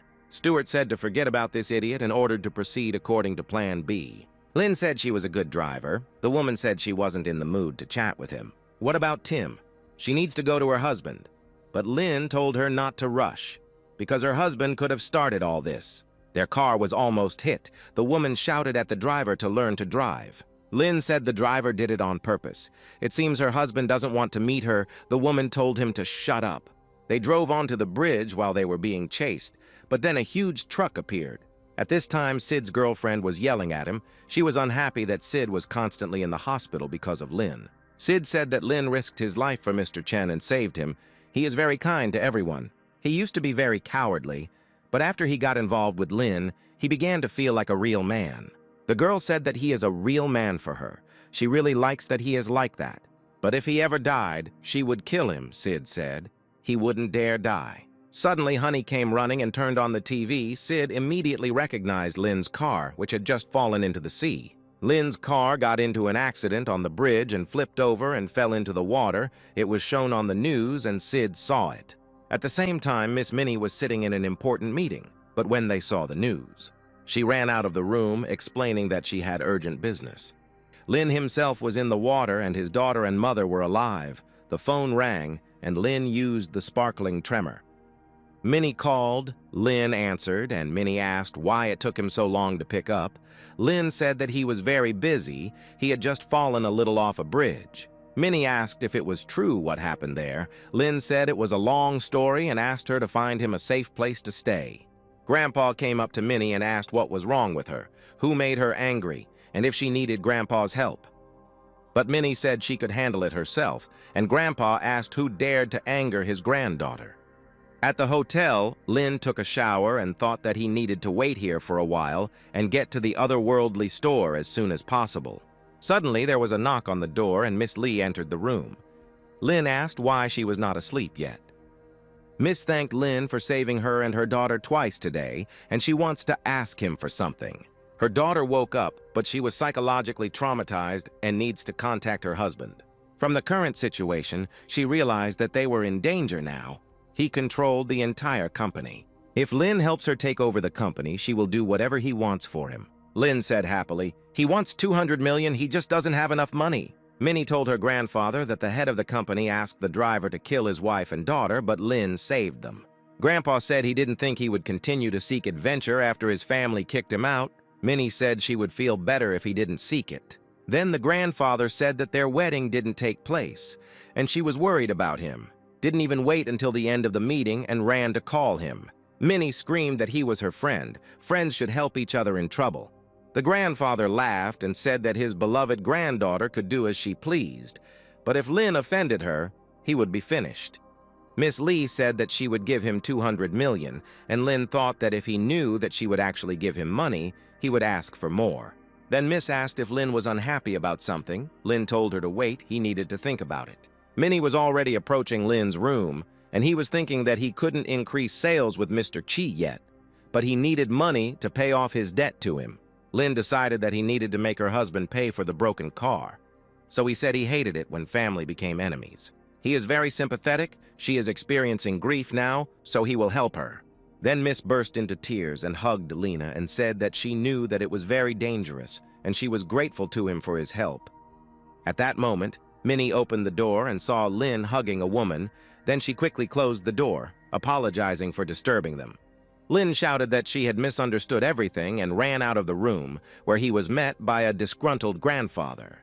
Grandfather said he knew Lin had little money, but he shouldn't earn it this way. And then the grandfather got angry and attacked Lin with his fists. Lin, of course, repelled the attack. Then Miss Lee came out of the room and said that they had all misunderstood. She had simply asked Lin for help. Minnie asked then why they were hugging.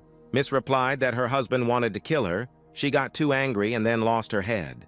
Then Minnie asked what kind of relationship they had. Why should he help her? Lin himself answered. For the money, they agreed on 200 million. Minnie told her grandfather that Lin was in a hurry to pay off his debt to Mr. Key, and her grandfather asked how Lin intended to help her take away the entire company.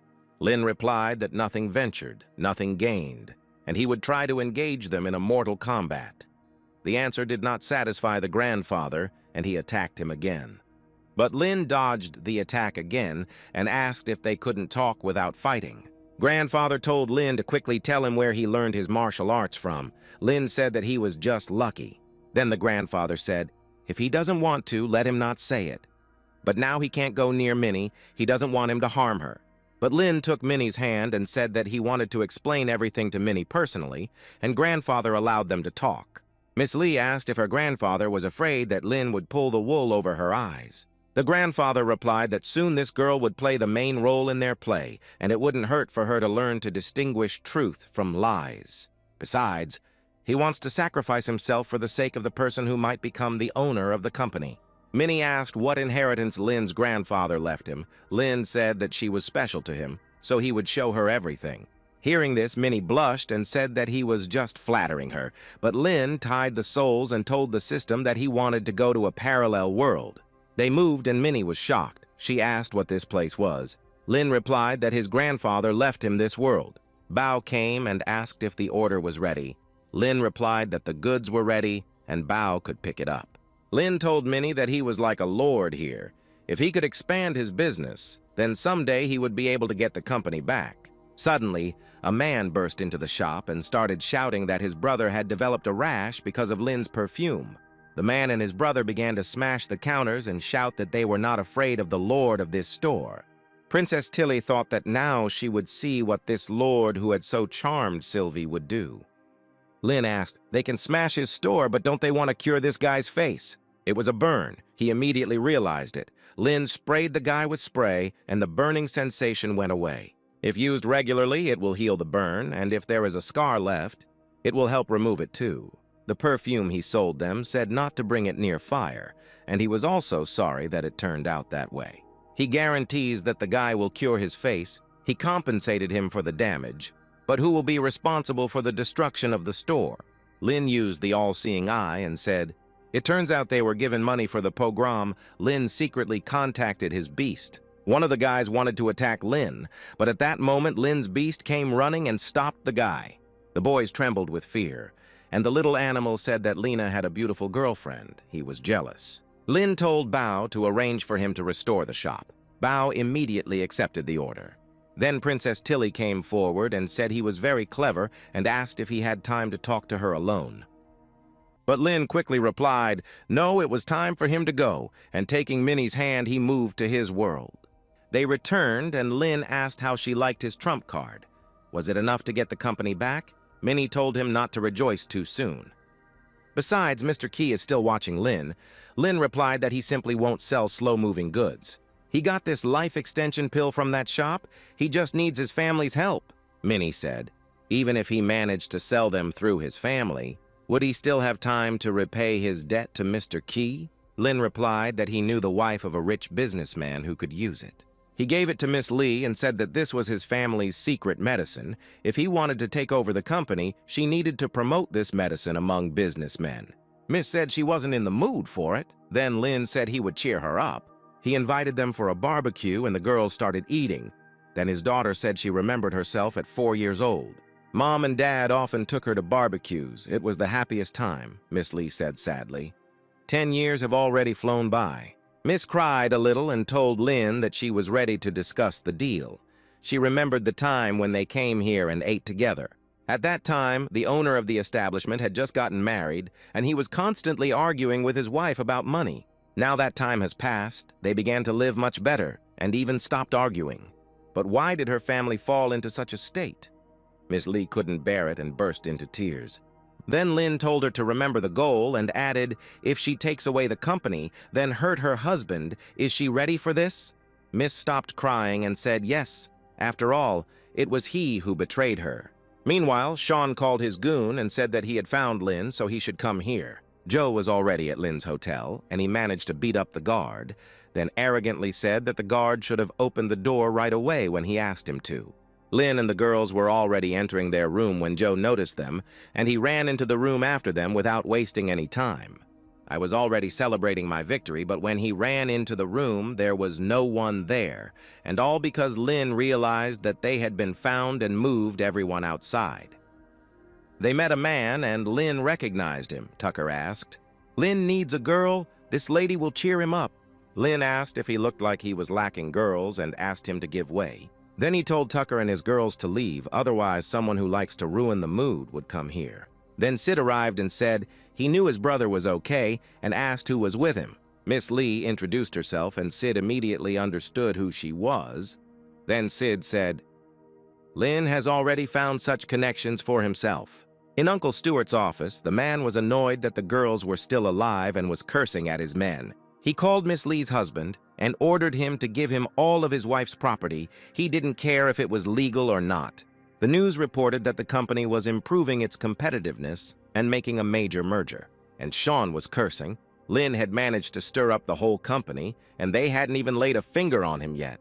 Tim said he was very hard to find now, and he didn't like being spoken to in that tone. He will always find a way, since he has his own channel for transmitting information. Then he will start with this channel. The guy was following Honey and said on the phone that he had found her and was about to send her geolocation. But then Lin took the phone away and asked Sean if he would be a little busy now. He would be beating his dog. Then the boy got scared and ran away. Lin asked him where he ran, the phone, that he no longer needed. Honey saw Lin and hugged him tightly, saying she knew he would be okay. She didn't stop the construction of his shop. The darkness would soon end. Lin thanked her. And he said that they should come here soon, so he would immediately take her to a place where there was no surveillance. At the pool, Honey asked, "They say that Lin has a debt of 200 million. Everything will be fine with him." Lin replied, "No need to panic. The more debts he has, the more responsible he is." Honey told him to stop joking. But Lin said, "Miss Lee said that happiness is not in wealth, but in eating shashlik with the whole family." Honey said that's why he's not panicking. Sid said he was up to something cool with Miss Lee's company. Lin fired a water pistol and said that they needed to rest now. They probably wouldn't have much time, so they needed to have some fun. Stewart ordered his brother to sign this contract, and he would do the rest himself. And Steve was on the line. He hesitantly told his father not to worry. He was doing well. Stewart said that for the sake of this illegitimate son, he was even ready to kill his wife. What does he care about a couple of workers? Honey asked where Sid was. Lin replied that Sid was training to use the things he gave him. She asked what kind of things. Lin replied, things that would help Sid increase his fighting ability. Last time, in the other world, Lin made many deals. Lin told Hana that he would sort everything out tomorrow. Tim was screaming and throwing things. He was yelling at the staff to stop talking nonsense and leave. The office workers gathered their things and started to leave. Tim told them to hurry. He still had 3 companies to visit. Lin asked Minnie if she could spare some time to help him make an income spreadsheet for the otherworldly store. Minnie asked, "How about her becoming a shareholder?" Lin replied that he was glad that Miss Minnie wanted to cooperate with him, but they would talk about the percentages later. Minnie said that she agreed and reminded that she didn't want to lose to Stella. Lin said that he would look at something now, and she would help him find out how to find a girl for the beast. Minnie asked if he didn't have time to do it himself, and Lin replied that he would have a meeting with someone in the evening, and after they decided everything, Sean would take action. In the evening, Lin and Sid came to meet Joe. He was confident in himself and immediately attacked Sid. But Sid had an ace up his sleeve. When Joe jumped on Sid, he hit the barrier. Joe asked what it was, where they got it from. Lin asked if they would have dated him if they weren't sure they could win. Then Joe got angry and said, "I wonder if he'll even take some cool stuff today," but Joe didn't even have time to attack. Lin was faster. Tim asked. Lin only had the 6th level of body attack, and Lin dared to attack him. But then Lin took out another thing. Seeing this, Joe jumped back and asked what this thing was. Lin asked. Joe is afraid even of the bouncy castle. Joe asked if Lin dared to joke about him. Lin replied, Joe doesn't want to calmly get punched in the face. That's why he provokes Joe. Lin ran at him, but jumped over Lin. Then Sid hit him with his barrier. Lin said he couldn't handle Joe one-on-one, but with Sid's help, he could make up the difference between them. But Joe got up and jumped on Sid again, screaming that he would kill him first, and Sid barely held Joe back. Lin didn't stand aside and took out his new toy and shouted, "Soul return." Then the energy went into that ball, Joe said. Lin just damaged his energy, he can still fight. Lin replied that if he hadn't been in such a hurry to concentrate his energy, his soul retrieval wouldn't have worked so effectively. Joe said Lin had dirty tricks. Lin said Tim could learn from him. Do first and talk later. Lin hit him and said, "It seems like Joe really wants to kill him. That's why he pulled out so much spiritual energy from Tim." Joe ordered to return his spiritual energy. Lin replied that he did not mind, but Joe had to catch him first. However, Joe himself understood that he could not fight and needed to retreat. But Lin was still faster. Lin had already caught up with him and hit Joe. At this pace, he was keeping up with him.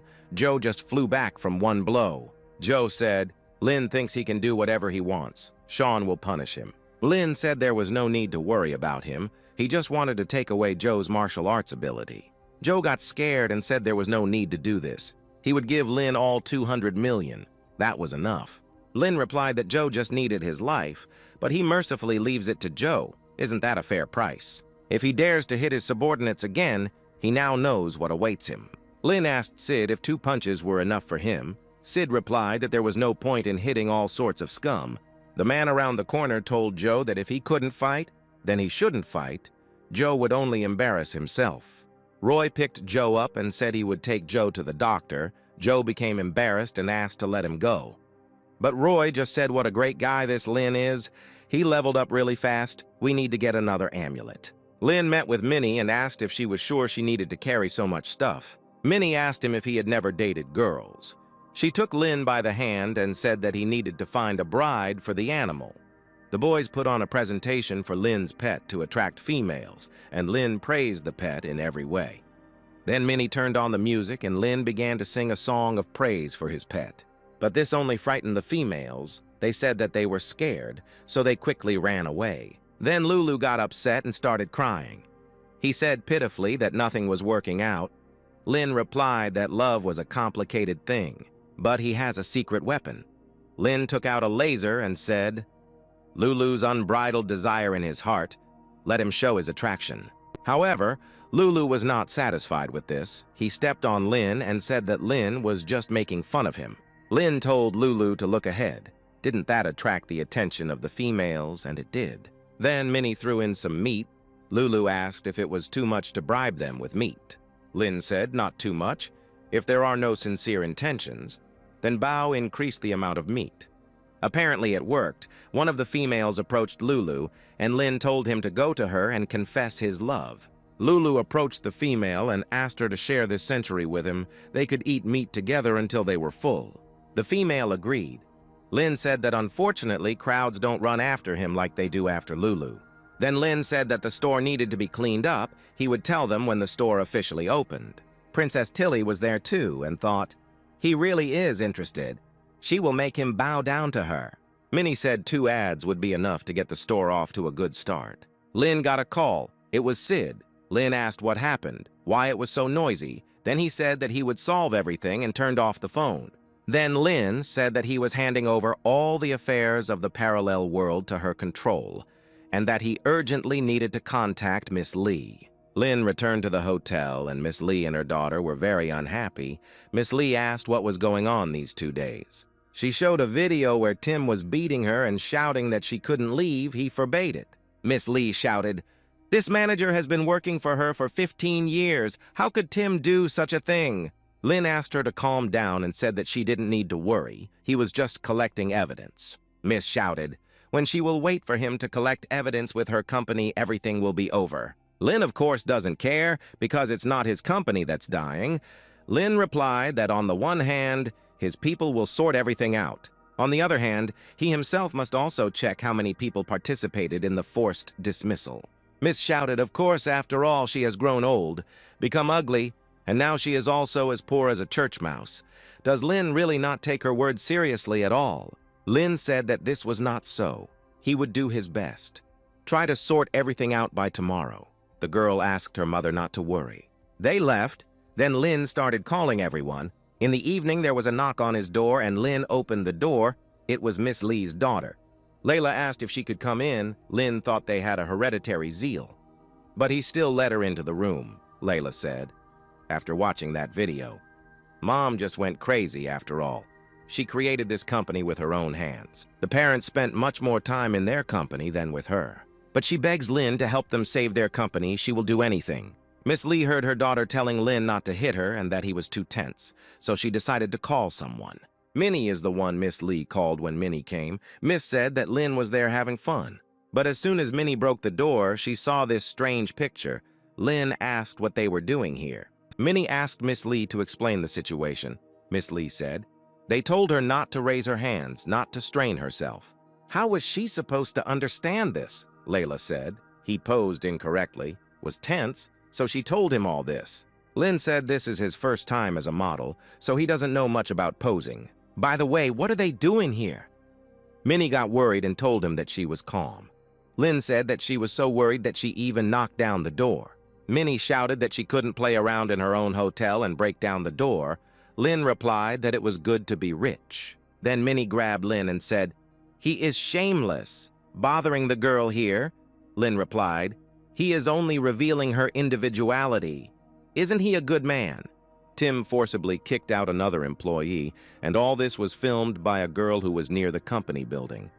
Lin said that this celebrity is beautiful but seems stupid. Sid explained that she is only pretending to make money. Tim told Lin, "He seems to be a jack of all trades," Lin said. "Tim is just a driver, but he has a lot of work." But Tim told his assistant to bring the guy. Lin asked if Tim really wanted to use a hostage. Suddenly, Roy appeared and told Lin not to forget about him. Tim asked what Roy was doing here. Roy asked if there was no way to resolve this honestly when suddenly someone attacked him. A killer called the Shadow showed up, and Tim said he was doing all this to get them all at once. The killer said he could handle them in 5 minutes. Roy told the boys the killer was too fast. Lin told Sid to leave and call for help. Sid said that he would solve everything, but suddenly Shadow attacked Sid.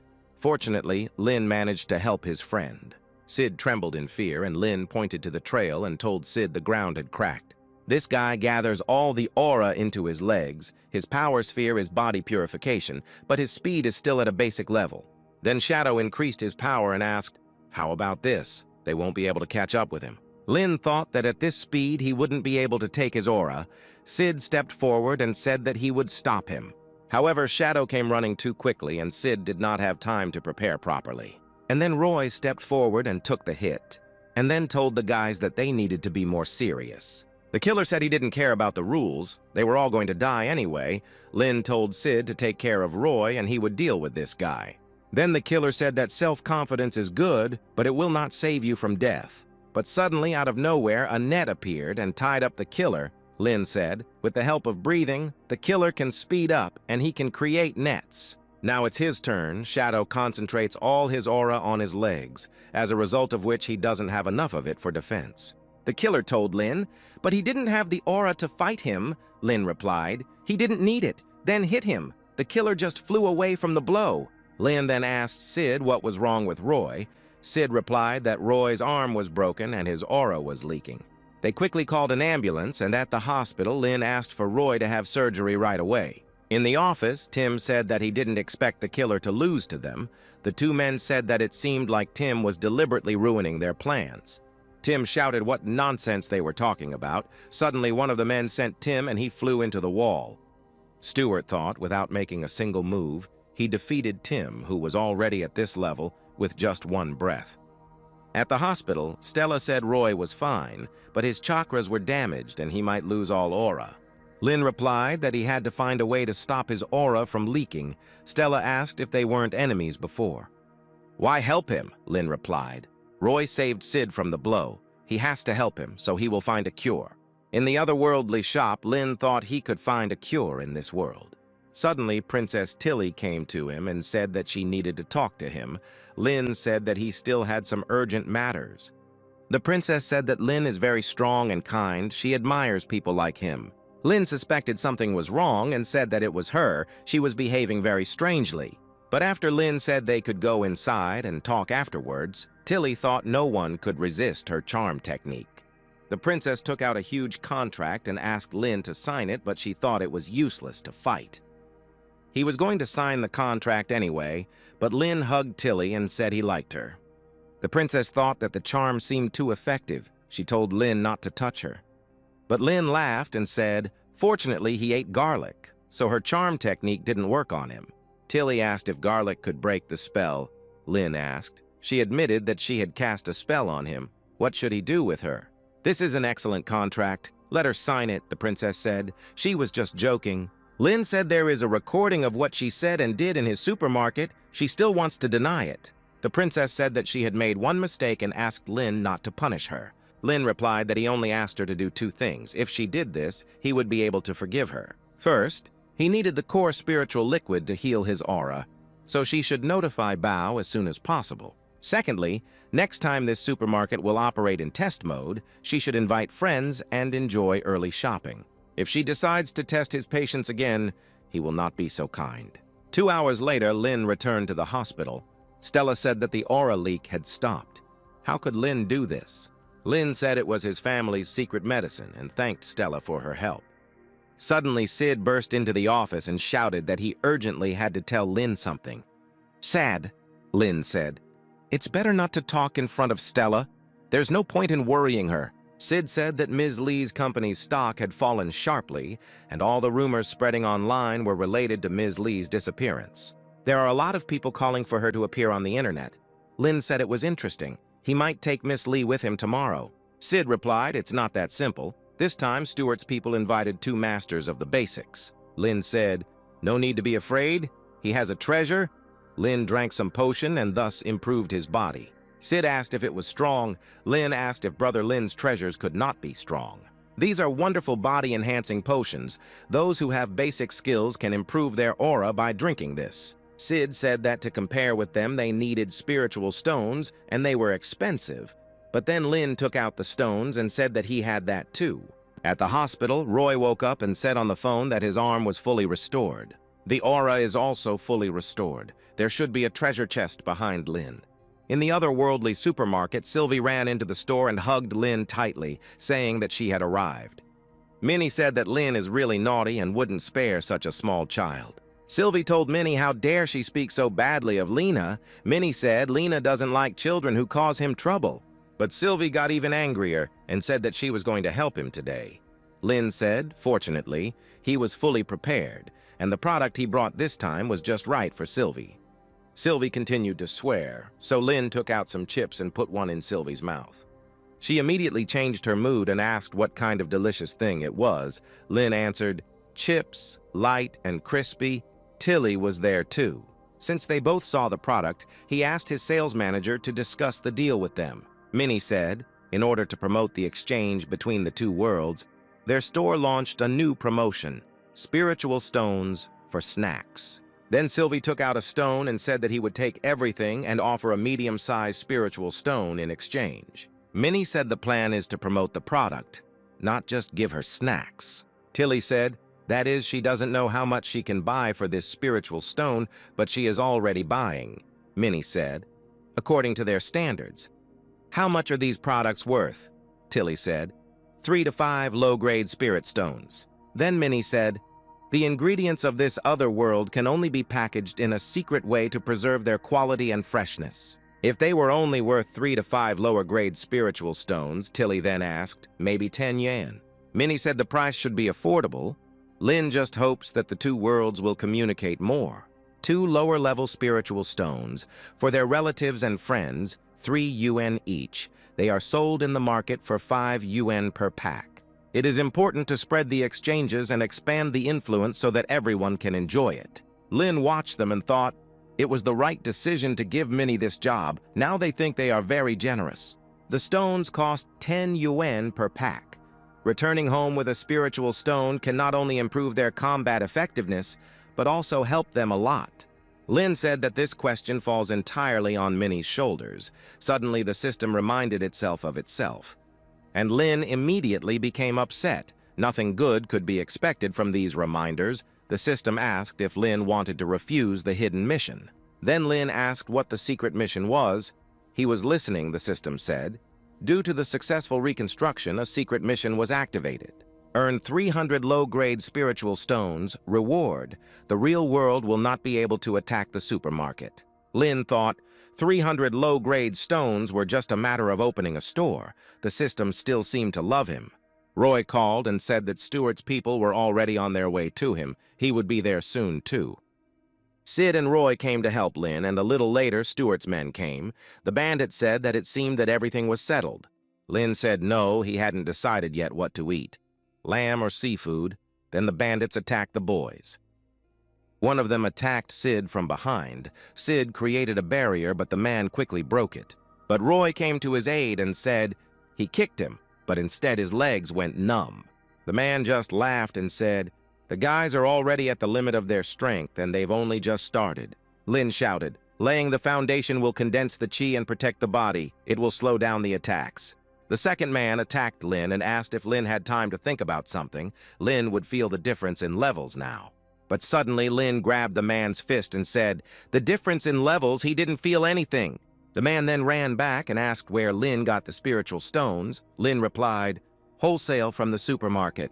The man replied that since Lin didn't want to talk, then he would have to force the answer out of his mouth.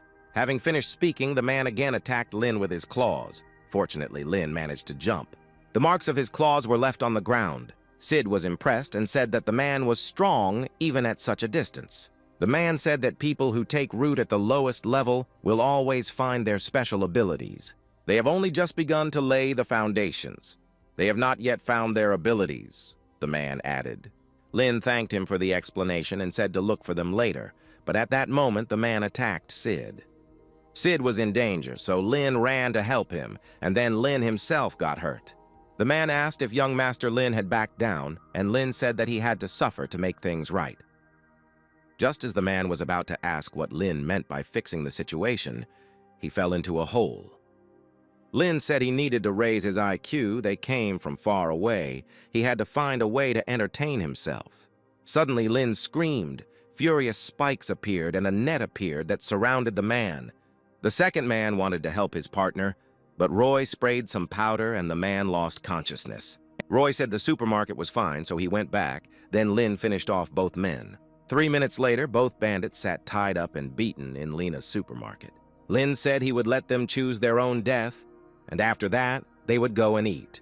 The first one shouted that if they let them go, they would definitely pay them back. The second one shouted that the organization would not forgive him for this. Lin told them that he didn't want them to take revenge and didn't want them to get hurt. If they sign the contract, he will let them go, Lin said. The man said, Lin can kill him, but there is no need to humiliate him. The second one immediately said that they will sign the contract. Later, Roy asked if Lin really let them go like that. Lin said he had no grudge against them, and there was no point in postponing these showdowns. Roy said it would be nice if Lin thanked him. Any ideas? Lin asked, what about dinner, lamb or seafood? Then Roy said, there is no need. He himself wanted to invite Lin to dinner and introduce him to the owner of Long. Lin said, that same Lexi who got the company back on its feet? Roy said, it seems he already knows. Lin asked how he could not know. A possible merger with her. This is not a joke. Sooner or later they had to see each other, Roy said. Then he would wait for Lin. If tomorrow he went to Stuart, he would refuse to take part in the fun. At the hospital, Stella said they succeeded, although there was no way to obtain the spiritual materials, which Lin spoke about, but they were able to achieve half the effect of the longevity mushroom and swallow's nest. Lin asked when it would be ready. Stella said very soon. And how Lin would reward her, Stella asked. Then Lin hugged her and said, he knew Stella was the smartest, Stella asked. Even better than Minnie, Lin said. Everyone has their own strengths. In the supermarket in the other world, Lin asked. The supermarket only opens tomorrow. What happened that Bao called him now? Bao replied, Princess Tilly was afraid that Lin wouldn't be able to find the spiritual stones when the store opened, so she prepared a box of low-quality spiritual stones for him. Lin asked Bao to go about his business, and as soon as Bao left, Lin ran to hug the stones. The system said that the secret mission was completed. Miss Lee and Lin arrived at the company office building. People turned around and looked at Miss in surprise. Then Miss Lee said to inform all the directors to hold a meeting in the conference room in half an hour. In the conference room, the guy shouted, what are they afraid of? She brought only one person. If you kill her, everyone will get a share of her shares. Miss Lee asked Lin to clear the way. Lin said, such guys are as pathetic as worms. The guy first yelled at Lin, but soon he was beaten up and admitted that he was a pathetic worm. Afterwards, Miss went to the roof, where her husband was, and he said that when they first moved into this building, they could see the Capitol from a bird's-eye view. Lin asked what was the matter. The gentleman wanted to remember their shared past and clear himself. Mrs. Husband said that his uncle threatened him. He agreed to his conditions, but did not expect that his uncle would want to kill her. Miss Lee asked him if he thought she was still the naive Lily he knew. Her family doesn't care anymore. Their daughter is also sad about him, what he is going to do. Miss Lee's husband asked her what he was going to do. Didn't she understand herself? He wants to repay the debt, and first he will return her life. In the future, she will marry a worthy man. Lin asked if Miss Lee was okay. She replied that she was okay. She had been prepared for this for a long time.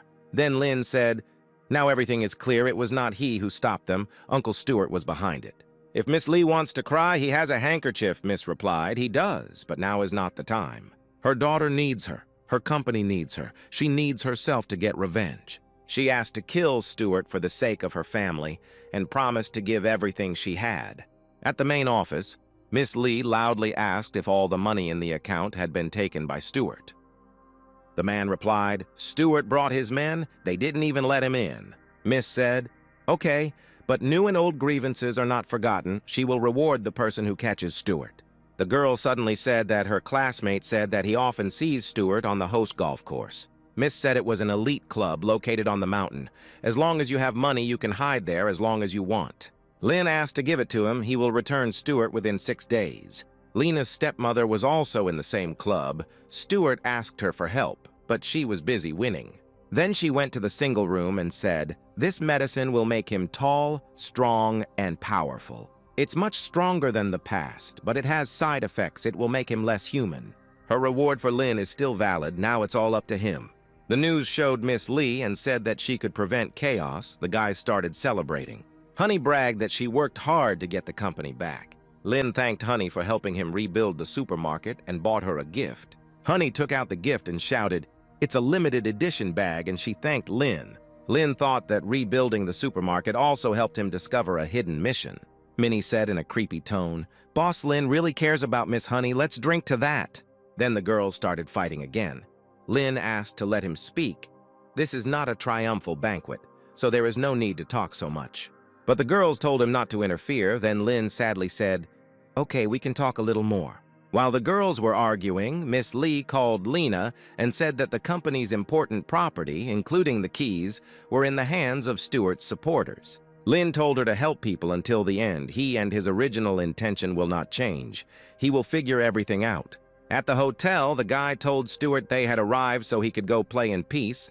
Lin wouldn't be able to get in at all. Once Lin enters the courtyard, he will not be able to verify his identity. The walls of the courtyard here are higher than those of a prison. They are full of cameras and alarms. Stuart replied that he couldn't hide here for the rest of his life.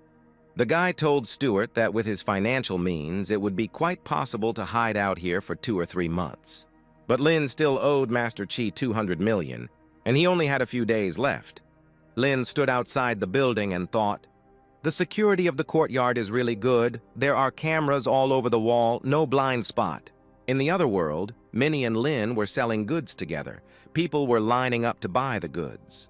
Lin thought, yesterday Minnie had a fight with Honey, and today she came to help, despite her previous judgments. Sylvie said Shan's magic weapon can still help settle scores, which is what she's worst at. Bao asked where Princess Tilly was. Sylvie replied that she said there were a lot of people here, so she would go to the mountains and come back later. Suddenly, the boys caught the child red-handed when he stole a couple of sweets. Sylvie started yelling at him. Lin said there was no need to worry. It was unusual to see someone steal so many things at once. If he did it for himself, he wouldn't have revealed himself so easily. There was someone behind this business. Lin sat down and asked the child why he had come here to pick up so many things. The boy burst into tears and said that if he didn't do what they said, they would beat him. 2 minutes later, Sylvie had already beaten up those bandits and said, "Don't they know that the supermarket is under her protection?" Lin ordered the boys not to abuse the child anymore, otherwise they would come back again. The boy thanked Lin and showed him a soul spell ring that could absorb part of a spirit pet's soul. Sylvie said that this was a useless thing. It could only be used during the foundation period. Lin told Sylvie, "This is a child's treasure. He gives it with all his heart." Then Sylvie said that Lin has an open heart. She will learn it. Thunderbeast's nest. Lin came and told about Lulu's ring, but the beast said that dividing a part of the soul is not so easy. Lin said if he had any conditions he could voice them. The beast replied that at least someone should look after him daily. The food should be more varied.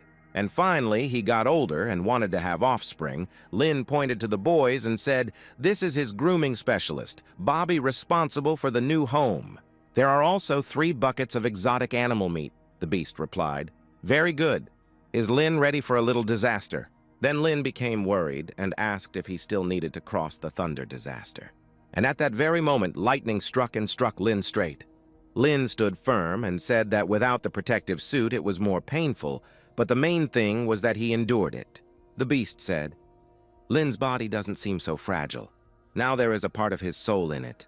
Lin said, after learning the exercises, he collected a box of spiritual stones. Minnie was unhappy that Lin decided to do such a dangerous trick. Then Lin pinned her against the wall and said that he knew she cared about him, but yesterday he didn't give her anything, so she was unhappy. Minnie asked if he remembered. Lin replied, of course, she knew him, he just couldn't send it in one package. He wants to surprise her on her birthday next month, Lin added when the phone rang. Lin said he couldn't forget about his meeting with Miss Lexi. They would see each other tomorrow at 9 in the morning. The next day, Lin came to the appointed place and time. He was met by Miss Lexi. Lexi said that she heard that Lin had become very popular lately and suggested that they compete. But Lin wasn't happy with the idea. He suggested that they talk it over first, but Lexi insisted on her own. Lin thought, no wonder such a strong woman who can hold back 3 Dragon Masters is really willful. Lexi said if Lin sees that side pool, the first one to get to it wins, the loser gets the winner's wish. Lin agreed and the competition began. Miss Lexi certainly had the skill, but somehow Lin pulled ahead. The turn would be dangerous. He had to try hard, Lin thought. Lin was once a racing prince. He ran to the pool and said, of course he was sorry. But Miss Lexi rushed past Lin and jumped straight into the pool, which Lin did not expect at all. Then she said the winner is whoever gets to the pool first, and Lin is still at the pool. And what wish will Lin fulfill for her? Lexi asked. Lin said it was amazing. Miss reminded Lin that the loser must fulfill the winner's wish. when suddenly someone said, "Enough." Lin asked loudly, "Another Miss Lexi." Then Lexi said, "This is her twin sister Lola. She caused him a lot of trouble." Lola said she wouldn't keep them any longer, but Lin must remember that he still owed her a wish. Lexi said that her sister has problems with her head. She also apologizes for it. Lin thought that she just says such things about her sister. She proposed to get down to business and said that after Miss Lee's company stabilized, she hoped to come to Long to buy land. Besides, she also wants to ask Lin how to get spiritual stones. She heard that he has a lot of them. Lin wanted to analyze Miss Lexi, but nothing came of it. Miss asked what Lin would say, and Lin replied that the spiritual stones were currently unavailable and that he would definitely contact her after the goods arrived. Miss Lexi said, Mr. Lin was really worried, then she would wait for good news. Lin said, she stated her conditions. Could he put his own? Could she help him get a pass to the Grand Palace? Miss replied that he should have approached her immediately on this issue, but she refused. Firstly, the pass to the palace is assigned to an individual and cannot be borrowed. Secondly, the hotel has blacklisted Lin, and they don't want to be involved in this feud. Lin left, but Lola quickly caught up with him and asked if Lin was going to the big palace. Lin asked. She was eavesdropping on the conversation. Lola said he's going to kill someone. She wants to go with him too. Lin replied, no, he's just going to catch someone. And then Lola said that she would take him there. She had a card. She would help him catch people. Lin refused and said it was none of her business. Then Lola got angry and shouted that he had just lost the game and had to fulfill her wish. Then Lin wondered what these sisters were up to and decided to analyze Lola again. Her sister's comments about her were very accurate, Lin thought. All Lola could think about was she wanted to play too. Then he said that if she could really take him to the palace, then he would take her with him. The old man said, Lin is a smart guy, so he doesn't have to go his way, Cindy said. The first release of the space product was ordered. Then the old man said, it's a pity that Lin is heading to the palace. Also, they have to plan everything carefully, Cindy asked. He wants to help Lin again. Key replied, they must help him. Take care of his funeral. He will die, so they must act quickly. Cindy told him not to joke like that. They know this guy will live for a long time. This guy got promoted within the fund in just a month, and he's definitely not your average guy. The old man said that people from his family really stand out from most idiots. Meanwhile, Sid was asking if Lin would take him along to catch anyone this time. Lin replied that even Lexi didn't want to get involved in this matter, let alone Sid. Early the next morning, the boys came to Lola, but she said that she would not take him there. Then Sid shouted why Lin and he were brothers who would live and die together. Lola replied that the seating position of this car is low and he is too fat. She doesn't want Sid to crush her car. Lin told Lola that she and her sister were completely different. Lola replied that she, like the world, were both boring. Then Lin asked if Lola had brought his pass. Lola asked if he still wanted the pass. He would be very lucky if he wasn't killed at the door. Lin was worried. But Lola said he didn't need to worry, she would sort it out. They arrived and Lola handed over the card. The guard asked for a pass and Lena, but the second guard ran up and asked if he hadn't seen who it was. Then Lola asked if he dared to test her boyfriend, if he wanted to lose his job or die. Lin said, Lola is so brave. Lola replied, if you want to do something, you have to be braver. They entered the office, but the employee told them that they were not allowed to enter, even if they were VIP. Then Lin knocked him out with electricity. Lola said if Lin touches anyone, sparks will appear. Lin is really cool. Lin started looking for Stuart, and he was in the massage room. Stuart said he didn't expect that when he came here, all his capital would be in a flash drive.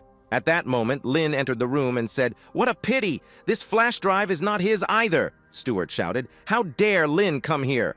Lin replied that it was necessary. He promised to avenge Miss Lee. Stuart asked how much she gave him. He would double the amount. But Lin ordered him to stop talking nonsense and asked if Stuart would go with him in a good way or in a bad way.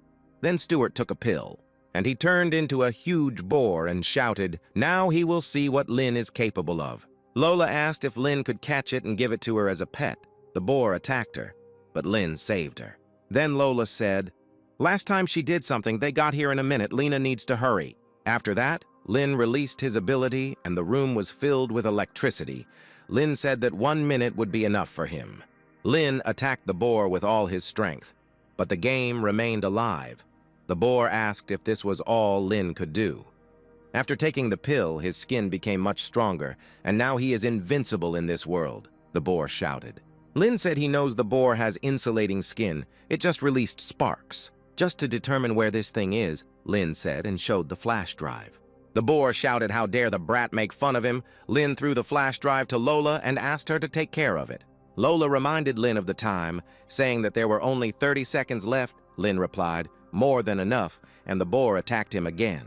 Lin asked if the boar wanted to touch him at such a slow speed. The boar said that he didn't need to defeat Lin at all, he just needed to drag Lin up the mountain. Lin said the flash drive was already in his hands. The boar ran at Lin and shouted, "Let him not dare run away!" Lin replied he didn't intend to. At the club, an old man watched them and said, "It's just a little bug." Lin hit the boar and said these words to encourage the boar to take the initiative and attack. Boar asked to let him go, but Lin said that Stuart was the reason for Miss Lee's family's permission. He must seek justice.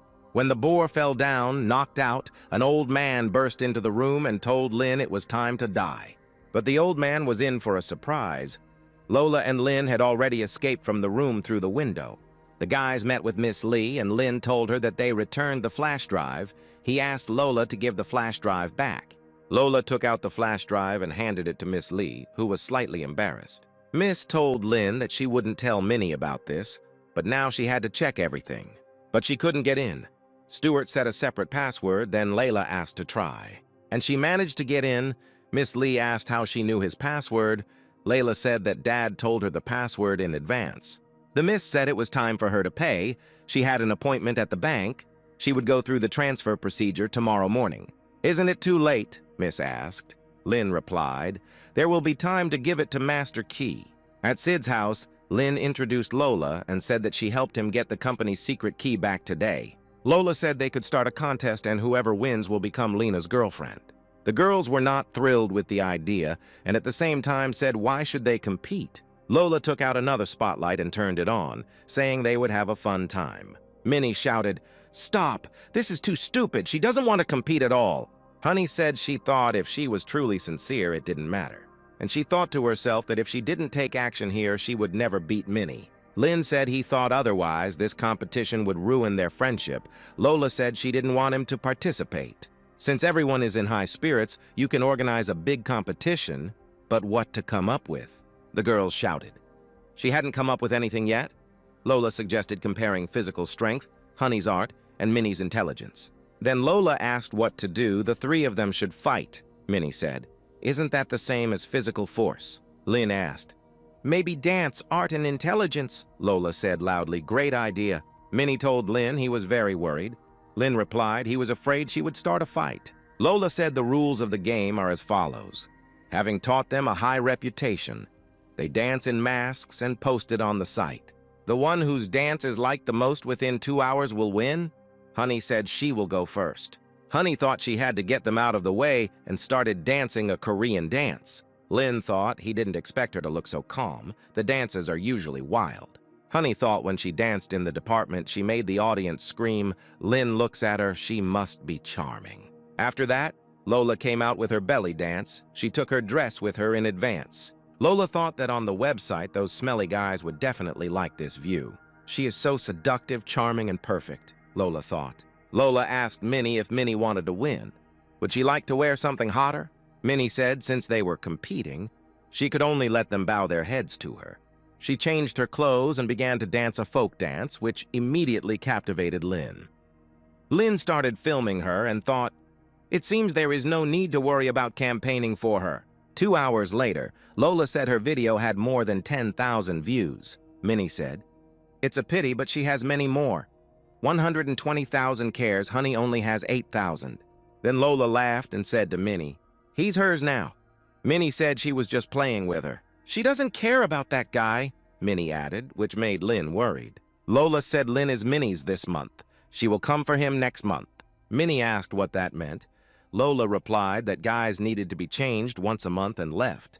Minnie then asked how Lin had attracted her. Lin replied that if it weren't for her, he wouldn't have been able to enter the luxurious palace today. Minnie asked if he used such a thing in the mansion. How did the palace staff react? Lin said that too much debt did not weigh him down when he was afraid of anything at all. However, Minnie just became his girlfriend, and it touched him so much, but Minnie pushed him away. At the palace, the old man asked the guards if they were the ones who let Lin in. The guys apologized and said that Miss Lola brought him with her. They couldn't do otherwise. The old man asked if they didn't know who was the scariest here, then he would help them remember. He extended his hand, and suddenly the souls of the guys began to leave their bodies. Soon their corpses lay on the floor. The old man said, "Let them say that Stuart died after taking the medicine. No need to spread the word." The guy said Lola's car was still on their side. Then the old man said they were going to go to Lexi for an explanation now. Miss Lee asked if Master Chi was no longer bothering Lin. Lin replied that he just had to pay off the debt. Lin came to Old Man Chi and handed him the card, saying that he had sent him 200 million.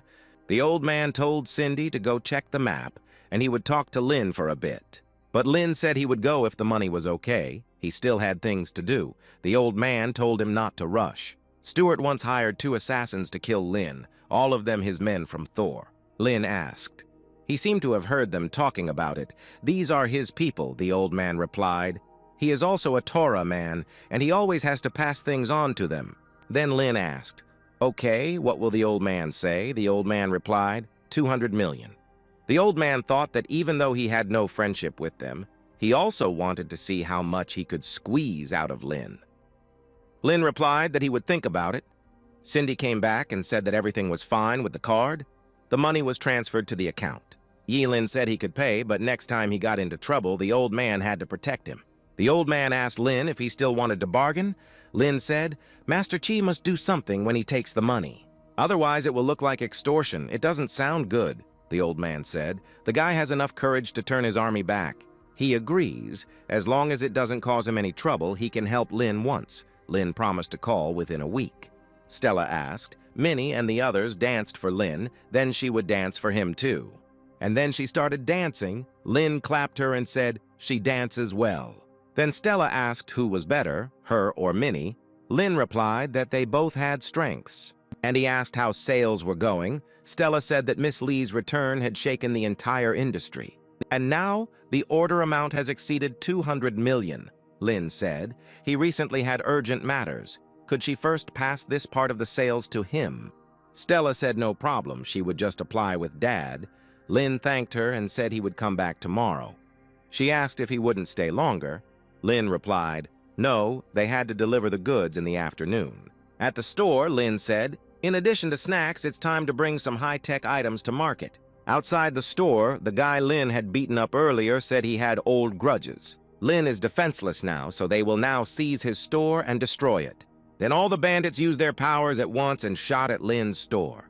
Just when the guy thought that this time there wouldn't be a bone left of Lin, but as soon as the smoke cleared, they saw that the store was intact. He started screaming, "How is this possible?" And when he turned around, another surprise awaited him. All the guys were lying on the ground, unconscious. Then the store owner showed up, beat up every bandit, and asked the guy if he wanted to lay down his head. Lin thought, fortunately, the store has updated the security system. No need to worry about someone damaging something anymore. The guy wanted to run away but couldn't. He asked what was going on. Lin asked, "It seems he forgot about the contract." Then the guy shouted, "This is also a magic weapon." Lin replied, "This is called an honest contract." The guy fell to his knees and started begging for forgiveness. Lin said it was written here in black and white if he attacked him or his store again. "Then he will be his slave for several generations," the guy shouted like a slave. "No need to complicate the situation." Lin said there was no need to worry. He was a very conscientious and decent person and he wouldn't do anything extra. They came to the old man Chi's office and Lin said, "It's 200 million. His colleague Tora is ready to make a truce with him." The boy ran to the old man and said he would come back to him. He was working with Lin now, but in the future he hoped to work with him again. The old man said, "Lin really has talent. The people who follow him are so obedient." He took the money, Lin can come back, and then he thought, even Thor's people are helping Lin. At the supermarket in the other world, Lin said he wanted to ask Bao and Sylvie for something. He wants them to help him find a unique birthday gift for a girl. Once this is done, this box of snacks will be theirs. The boys immediately lit up with happiness. Half an hour later, Sylvie shouted, "Big problem!" Her friend suddenly fell ill. Lin asked what was wrong with her. Sylvie replied that her name was Sheila and that she had been suffering from a cold in her core since childhood.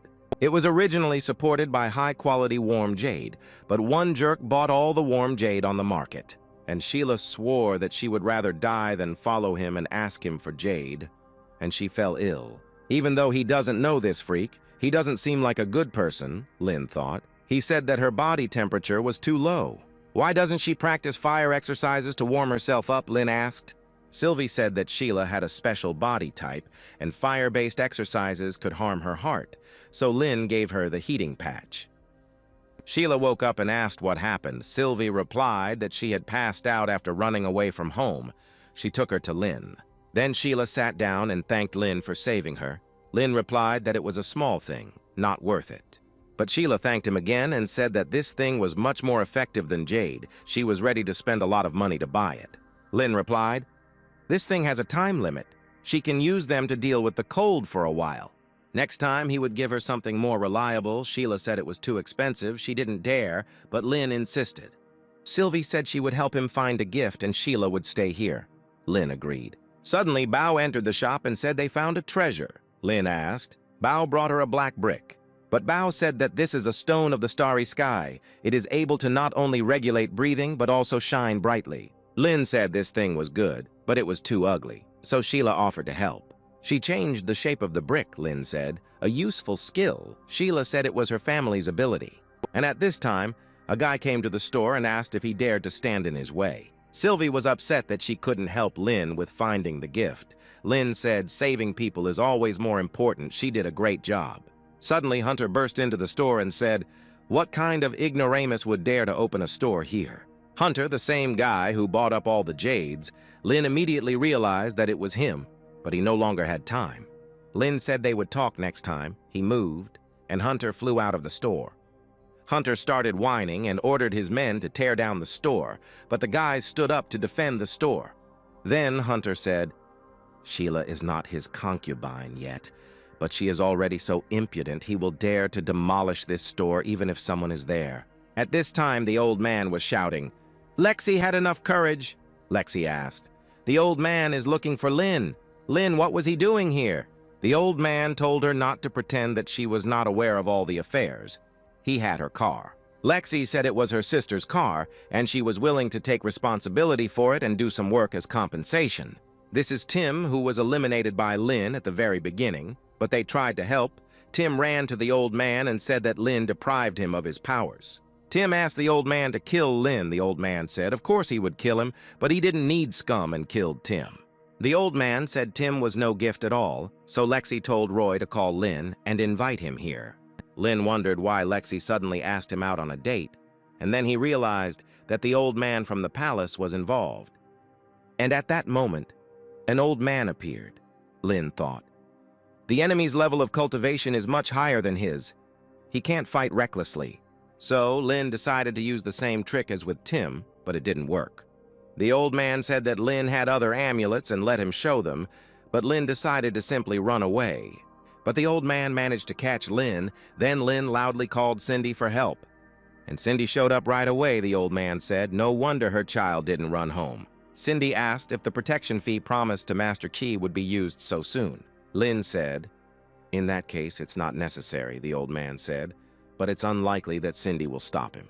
Cindy asked if her family name made him stop. The old man said she was just a little girl. She took out her sword and cut through the old man's attack. The entire sky lit up with a bright light. The old man said that she had the same golden pills, but her cultivation base would not surpass his. But in just a second, everything changed. Cindy ran in and cut the old man open. Lin said it was not a magic weapon, and Cindy asked the old man what he would say to this little girl now. Then Cindy told Lin it was time for them to talk. Lin got scared and asked what she wanted to do with him.